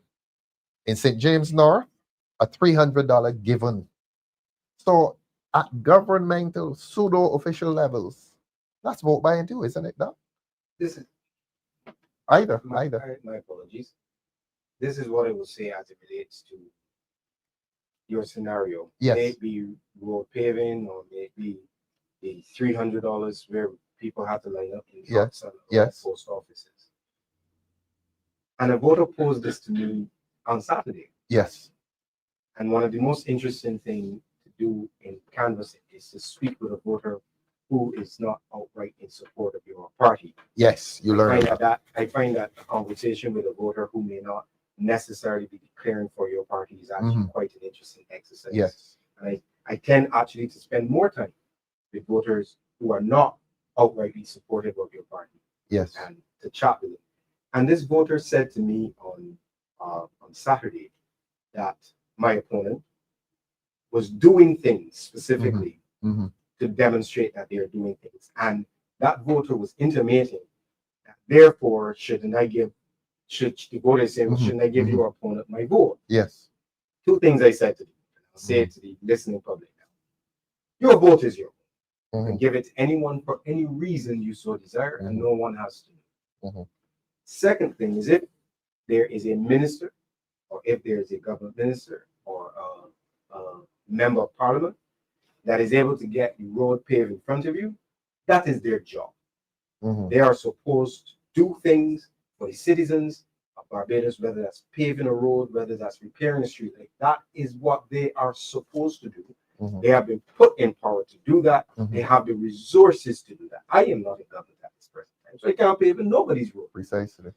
Does that stop me from competing for your vote? No. So to answer your question, let the government do what the government does and what they are supposed to do. But when it comes to your vote should not be tied to a road that they only pave a week before the election or a day before the election, that they have not paid for the last, well, I can't say 5 years, because apparently this government doesn't want to govern for 5 years, but for the last 2.5 years, your vote has to be more than that. And that's why anytime you hear me speak, Comrade Leader, or I have the opportunity to address voters, I take on the posture of educating voters. Because I want to educate the voters to the extent that even when the road is paved the day before election or the week before election, you already have in your mind's eye all of the issues and the policies that you are willing to cast your vote for. One of them may be paid vote, but another one maybe, can I go to the supermarket next week and spend $100 and be able to feed my family for a week? One of the issues, can I send my school child to school? Can I give them more than one uniform? So there are many issues beyond a road being paved. And I think our voting public, sometimes they are taken for granted. Yes. Because the politicians think that they don't understand. So I say to you, let them pave the road because that is their job. But you vote based on your convictions and based on the issues. And it's the people's money. And it is the people's. Doc, what does one say? Look, the government's policies have impoverished people. And we cannot sit here and criticize an impoverished man or woman for accepting $300. We really cannot. But I know you take moral and very Christian positions. What do you say? What do you say to a person in those circumstances? He gets the road the day before, he gets the $300 the week before. What do we say to him? You made a very valid point. The $300, the payment of the road, the money used to do that belongs to the people of Barbados. Precisely. Is their money. When the government gave $300, I said to many persons, this is your money. Correct. This is your money. Go take it. But either way, they had already figured out how they were going to get it back from you. Of course, you remember. The land tax bill was out a couple of days before the 300. And the fuel tax, was it? Fuel price The went very next day. The very next day, they had already figured out how to get your money from back you, from having you. Yes. put it in your possession for Precisely. just a few short hours. Precisely. That said, when you get those short-term benefits, gifts, and you consider the bigger picture, you still have to deal with the fact that the $300, for example, it really is not going to go very far. Barbados ranks among the highest in terms of cost index. It is well known we're an expensive jurisdiction and have only become more expensive under this administration. We are among the lowest in terms of purchasing power. Yes. Okay. And that is under this administration again. They have raked in more tax than any other administration. That tax, by the way, didn't drop out of the sky. That comes from the same individuals Precisely. who they're offering things to in exchange for a vote. So yes, you may get a benefit. You may get some money in your hand there and then, which I personally am not going to do that, state that. But over the next 5 years or 3 years, 3.5 years, when you look at what you have to endure under this government, it really, isn't worth giving them your vote. Yes. Having only loaned you some of your money for a short time. Precisely. In the name of buying your vote. With regards to the question earlier of whether it happens, I personally have not been approached. But I listened to a broadcast less than 2 weeks ago, online broadcast where an individual said yes, they were given money, and we've heard many such testimonies. The rumors are there. I even heard of persons trying to take advantage, and this I heard from a candidate in a general election where when a list of a collection of ID cards came to that candidate, and when they checked, these are from individuals who had already voted, just looking to see if they could get money from the other side. So the rumors abound, and I have heard many persons publicly say, yes, I have received vote, but it is wrong. It is repugnant. Ainsley, we're going to have to take the doc canvassing with us in the field so that you can hear he's introduced to these matters. But that people are so grateful to receive these payouts, the $300. Doesn't that indicate the hardship that the same government has imposed on people's lives? It does. And how long does it last? Because the $300 matched against their expenditure and the things that they have to do.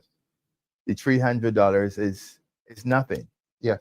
But because people are in such dire straits and dire need, that they will go towards the and it may have an influence on them to vote other than how they may really have wanted to. Yes. I looking at the question of money again, all three of you gentlemen, and you've been a wonderful panel, really, really good panel. I want to come to the issue of campaign finance reform. We know, I mean, we're going to be frank. Wealthy people who put money into parties, the parties in turn put that money into the hands of constituents in some form or another. And we all know what happens. Even the poor people in Barbados know what happens. That those wealthy people are then rewarded when the party becomes the government. Now, they tried it in the United States, Korea, a few elections ago with the super PACs. They tried campaign finance reforms. So, as a means of taking ultimate power out of the hands of the wealthy. Because we know, you don't have to be any communist to know this, that you live in a system in which ultimate power is with those who put millions of dollars into political parties. And so to erase that specter, which really undermines your democracy, because here you have people voting, but the persons with the real power are the people who are supplying the money to the party, which becomes the government. So that is a situation that becomes undemocratic. Should we therefore be looking in Barbados at campaign finance reform? And I know when we had a previous prime minister around here, I think he may have hinted, let the taxpayers fund the parties to eliminate these hidden influences from controlling the system. Some views, gentlemen, campaign finance reform. Ensley, you're staring at me. And the doc wants to say, who's going first? Let the doc go. Let the doc I'll go. go. For me, the quick, easy answer is yes. There Yes, should campaign be finance reform. campaign finance reform. Yes. I would even say as a matter of urgency. Urgency, yes. Too much money has gotten involved in Barbadian elections. Yes. Too much Yes. money has gotten involved. And I don't just mean campaign finance reform from the point of view of what candidates spend and how they declare that. But what about what the party spends? The millions, for example, that were spent by this governing party in the past two general elections. Where did those millions come from? Millions, thousands, tens of thousands, hundreds of thousands, millions. High-powered campaigns. And then we see decisions that clearly aren't in the best interest of the Barbadian mass population. We wonder, quid pro quo. Precisely. Nobody gives you $500,000 without expecting anything in return. I'm not aware of any real life Santa Clauses. Precisely. So that you do have to consider, the actions then taken that clearly don't appear in the best interest of the masses, were these in the interest of persons who contributed to a campaign, so that a gift may not necessarily be a gift when we see certain decisions. So there absolutely should be, with regards to whether taxpayers should fund the elections. That is something that I personally would agree with from the point of view that it would ensure there's a cap on election spending. Yes. And obviously with strict safeguards to ensure that that is what the campaigns from the major parties, from the other parties spend, and not a penny more. Right. Could be difficult to police in terms of the bags of cash that we hear of being dished out, behind the scenes. But from a point of view of candidate spending and party spending, clearly, the governing party spent millions of dollars in the past two general elections. Where did that money come from? I assure you, it was not cake sales and car washes. Yes. So, decisions then clearly that are in our best interest have been taken, and you do have to ask questions about possible connections between sources of that funding and those decisions that have been made. We need serious campaign finance reform as a matter of urgency. Excellent.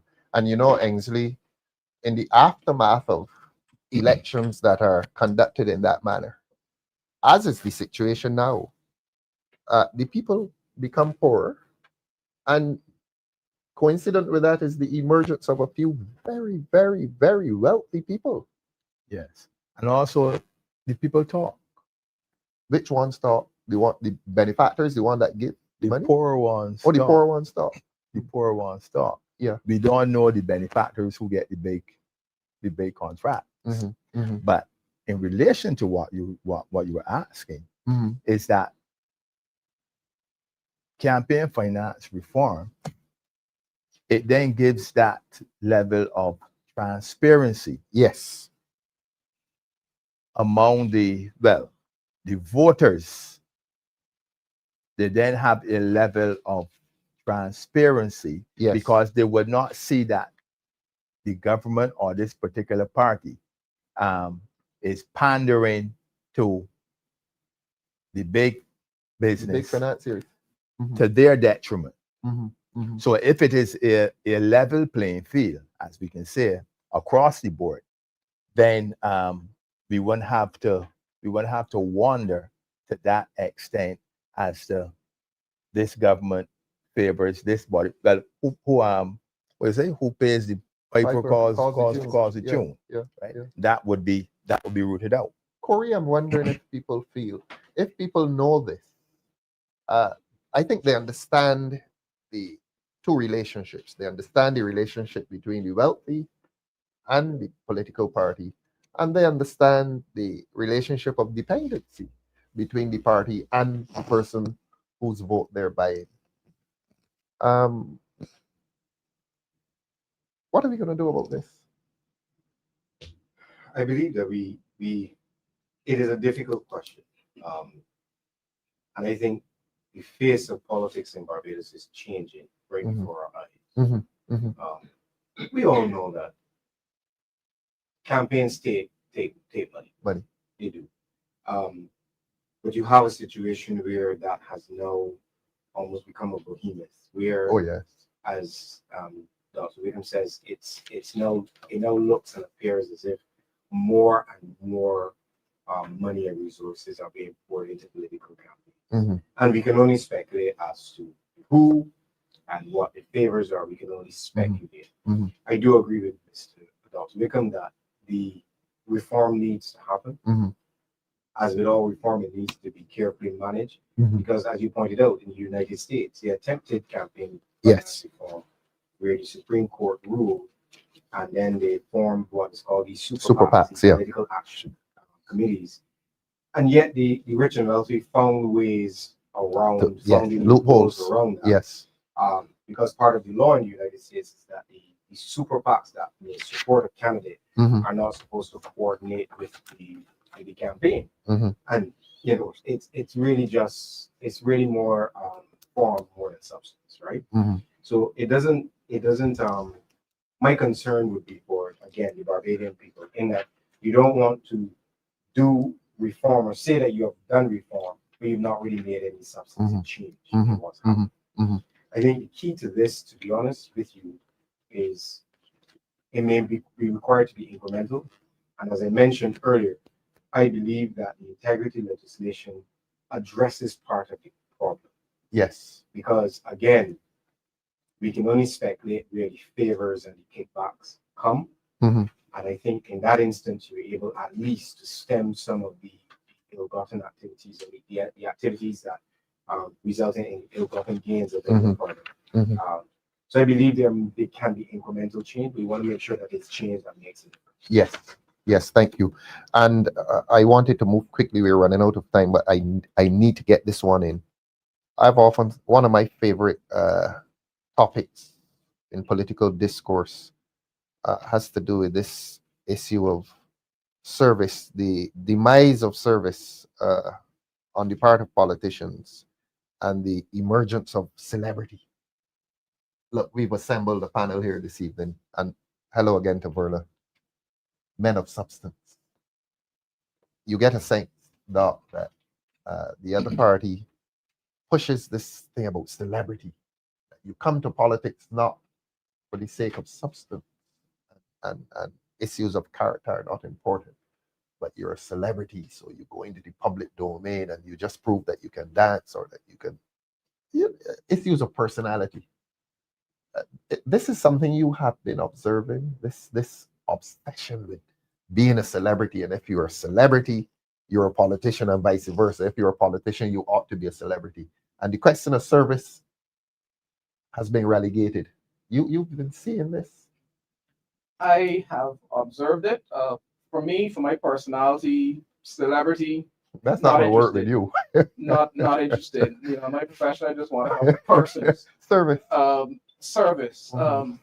The thing is, the celebrity in and of itself is not the sin. Mhm, These mhm. folks are incompetent. Excellent. They're incompetent. They're incompetent. So the celebrity is a prop. It's a prop. It's a prop. They're incompetent. We spoke earlier in this discussion about the pieces of legislation. Yes. They can or won't give us a price for So the celebrities are incompetent. The celebrities are incompetent. It wouldn't be so bad if you were competent, but they're incompetent. Corey. I would say this. I'm not much for the celebrities, to be honest. What I would say is I repose my confidence in the Barbadian people. Yes. I have met enough voters over there who see the celebrity, Mhm. but at the end of the day, the celebrity of the politicians is not going to put food on it. Excellent. So I have confidence in the common sense and intelligence of the Barbadian voter to know that anybody could get on as much planes as they want, all the pomp and the pageantry. But at the end of the day, Barbadians need leaders Mhm. who are doing and engaging in policy, engaging in governance that affects Barbadian people's lives positively, affects their children's lives. I'll give you a perfect example. Mhm. I know we're just out of time. But the Honorable Member for Christchurch East, when asked about the same issue about the impact on the labor market of an influx of citizens Mhm. into Barbados, his comment was, "Oh, well, you could go find Yeah. a job in Go along with your business. Mhm. I only raised that issue because the celebrities are so tone deaf. They're Yes. so accustomed to their own celebrity Mhm. that they become tone deaf to the Yes. Barbadian people. Yes. You imagine saying to UB graduates, university Yes. graduates, Yes. who, as people would say colloquially, were born and bred in Barbados, Yes. that we as a government are ignoring policies to give you an opportunity or at least give you an option Yes. if you want to seek employment somewhere else or if you want to remain in Barbados. We are not going to do policies to take care of you, the Barbadian people who voted for us. Mhm. You now could go and work somewhere else. So Barbadian people, don't worry about this. These celebrities will aggrandize themselves and enjoy their own company. Mhm. But for you, the voters, it is about service to the people, and you are able to have the litmus test as to if these people are really, these celebrities are really interested in you. Well said. I know that St. Michael East will not be voting for a celebrity. Ensley Greenidge will be a man of service. Grainger. What did I say, no. Greenidge? Ainsley, this is Greenidge. For the record, please put the camera on Greenidge. This is Greenidge. This is Grainger. Ainsley Grainger. No, I don't believe in the celebrity part of it. I am a humble person from humble beginnings. Yes. And let me say my journey into politics Mhm. is to serve and not to be served. Right. Right. It is only about what I can do Mhm. to uplift some man, some woman, some boy, or some girl in this country. St. Michael East, and by extension, Barbados, whoever they may be, color, class, or creed, it does not matter. And I want people to see the candidates of the Democratic Labour Party in that light. We are not about celebrity status. We are here to serve the people of Barbados. I think we should let that be the final word. That's why you were so good on Sunday night. Thank you. Doc, you want a final word?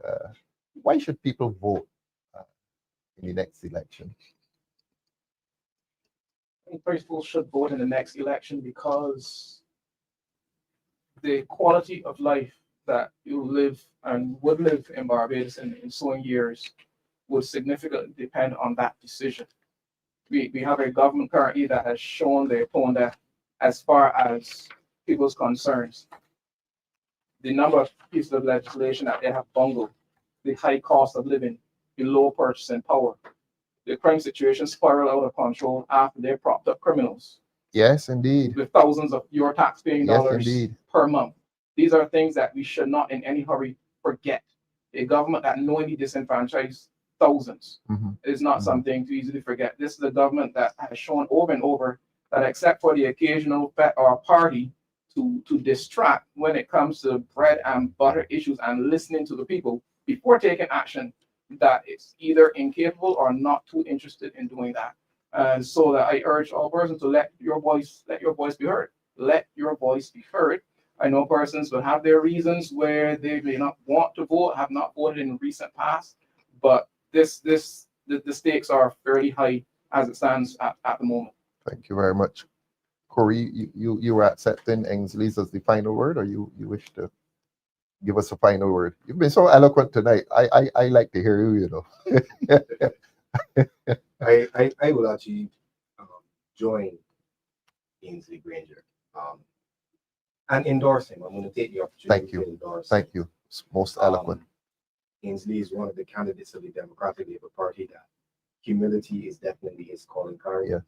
And he is not the only one. And I listened to him on Sunday night, and I saw a man of integrity speak to the people in that constituency. And I echo his sentiments then, and I echo his sentiments now, that we are candidates that we are interested in the well-being of the Barbadian people. Celebrity status, it doesn't put food on the table. Mm-hmm. We are a set of candidates that we are prepared to join you, leader Ralph, in the next government. We are a set of candidates that we believe in what you are trying to do in Barbados, and we stand behind you, and we stand prepared to serve the Barbadian people. And we all stand with the people of Barbados. Barbados is in the midst of a very, very deep crisis, socially, economically, politically, and ethically. Our institutions are in severe crisis, our country is in severe crisis, and we can only humbly say to you that we offer ourselves as a party with a difference that will be a government with a difference. Please, when the time comes, come out and support us. We come to you as honest voices for the people. Good night, and God bless you.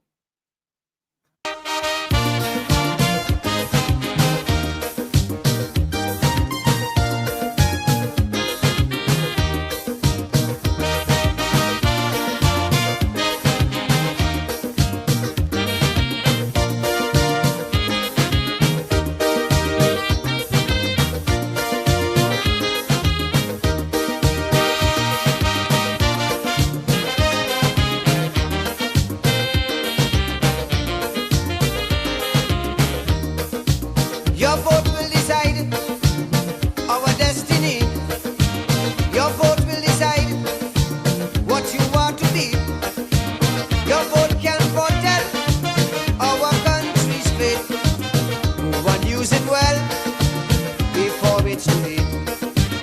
If it is that who you're voting, fail beyond a doubt. When you're voting, vote them out. Vote them out. If it is they prove it to be only full amount. When you're voting, vote them out. Vote them out. If it is the time is now that change should come about. Just as how you vote them in, vote them out. Register and vote them out.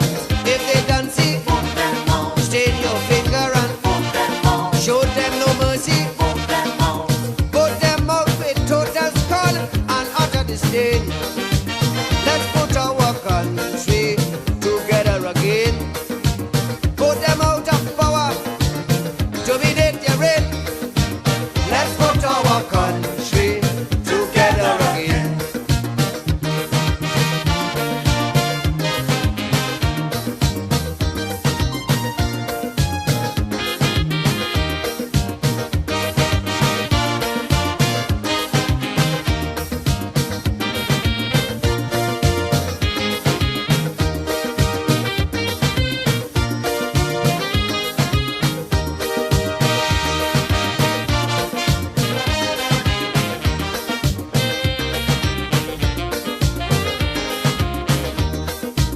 If for 30 years you voting them in, and there's only tears as soon as they win, they give you big words and enslave your souls, promising you roads and giving potholes. If they are the reason why the economy won't sprout, when you're voting, vote them out. Vote them out. If it is the passing laws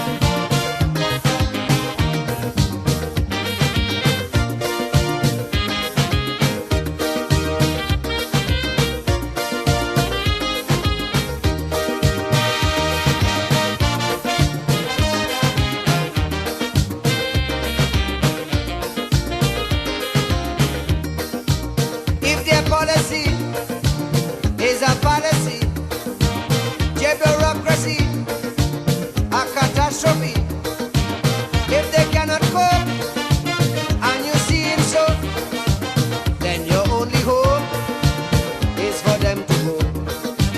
If it is fabrication, these statements that they spout, when you're voting, vote them out, vote them out. If it is that frustration does make you want to shout, when you're voting, vote them out, vote them out. Before they misuse out, deep out, sell out and digs out. If it's you who vote them in, vote them out.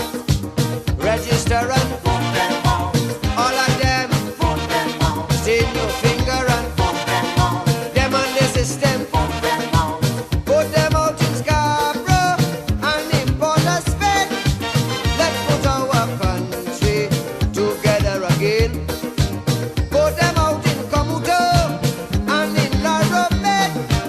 Let's put our country together again.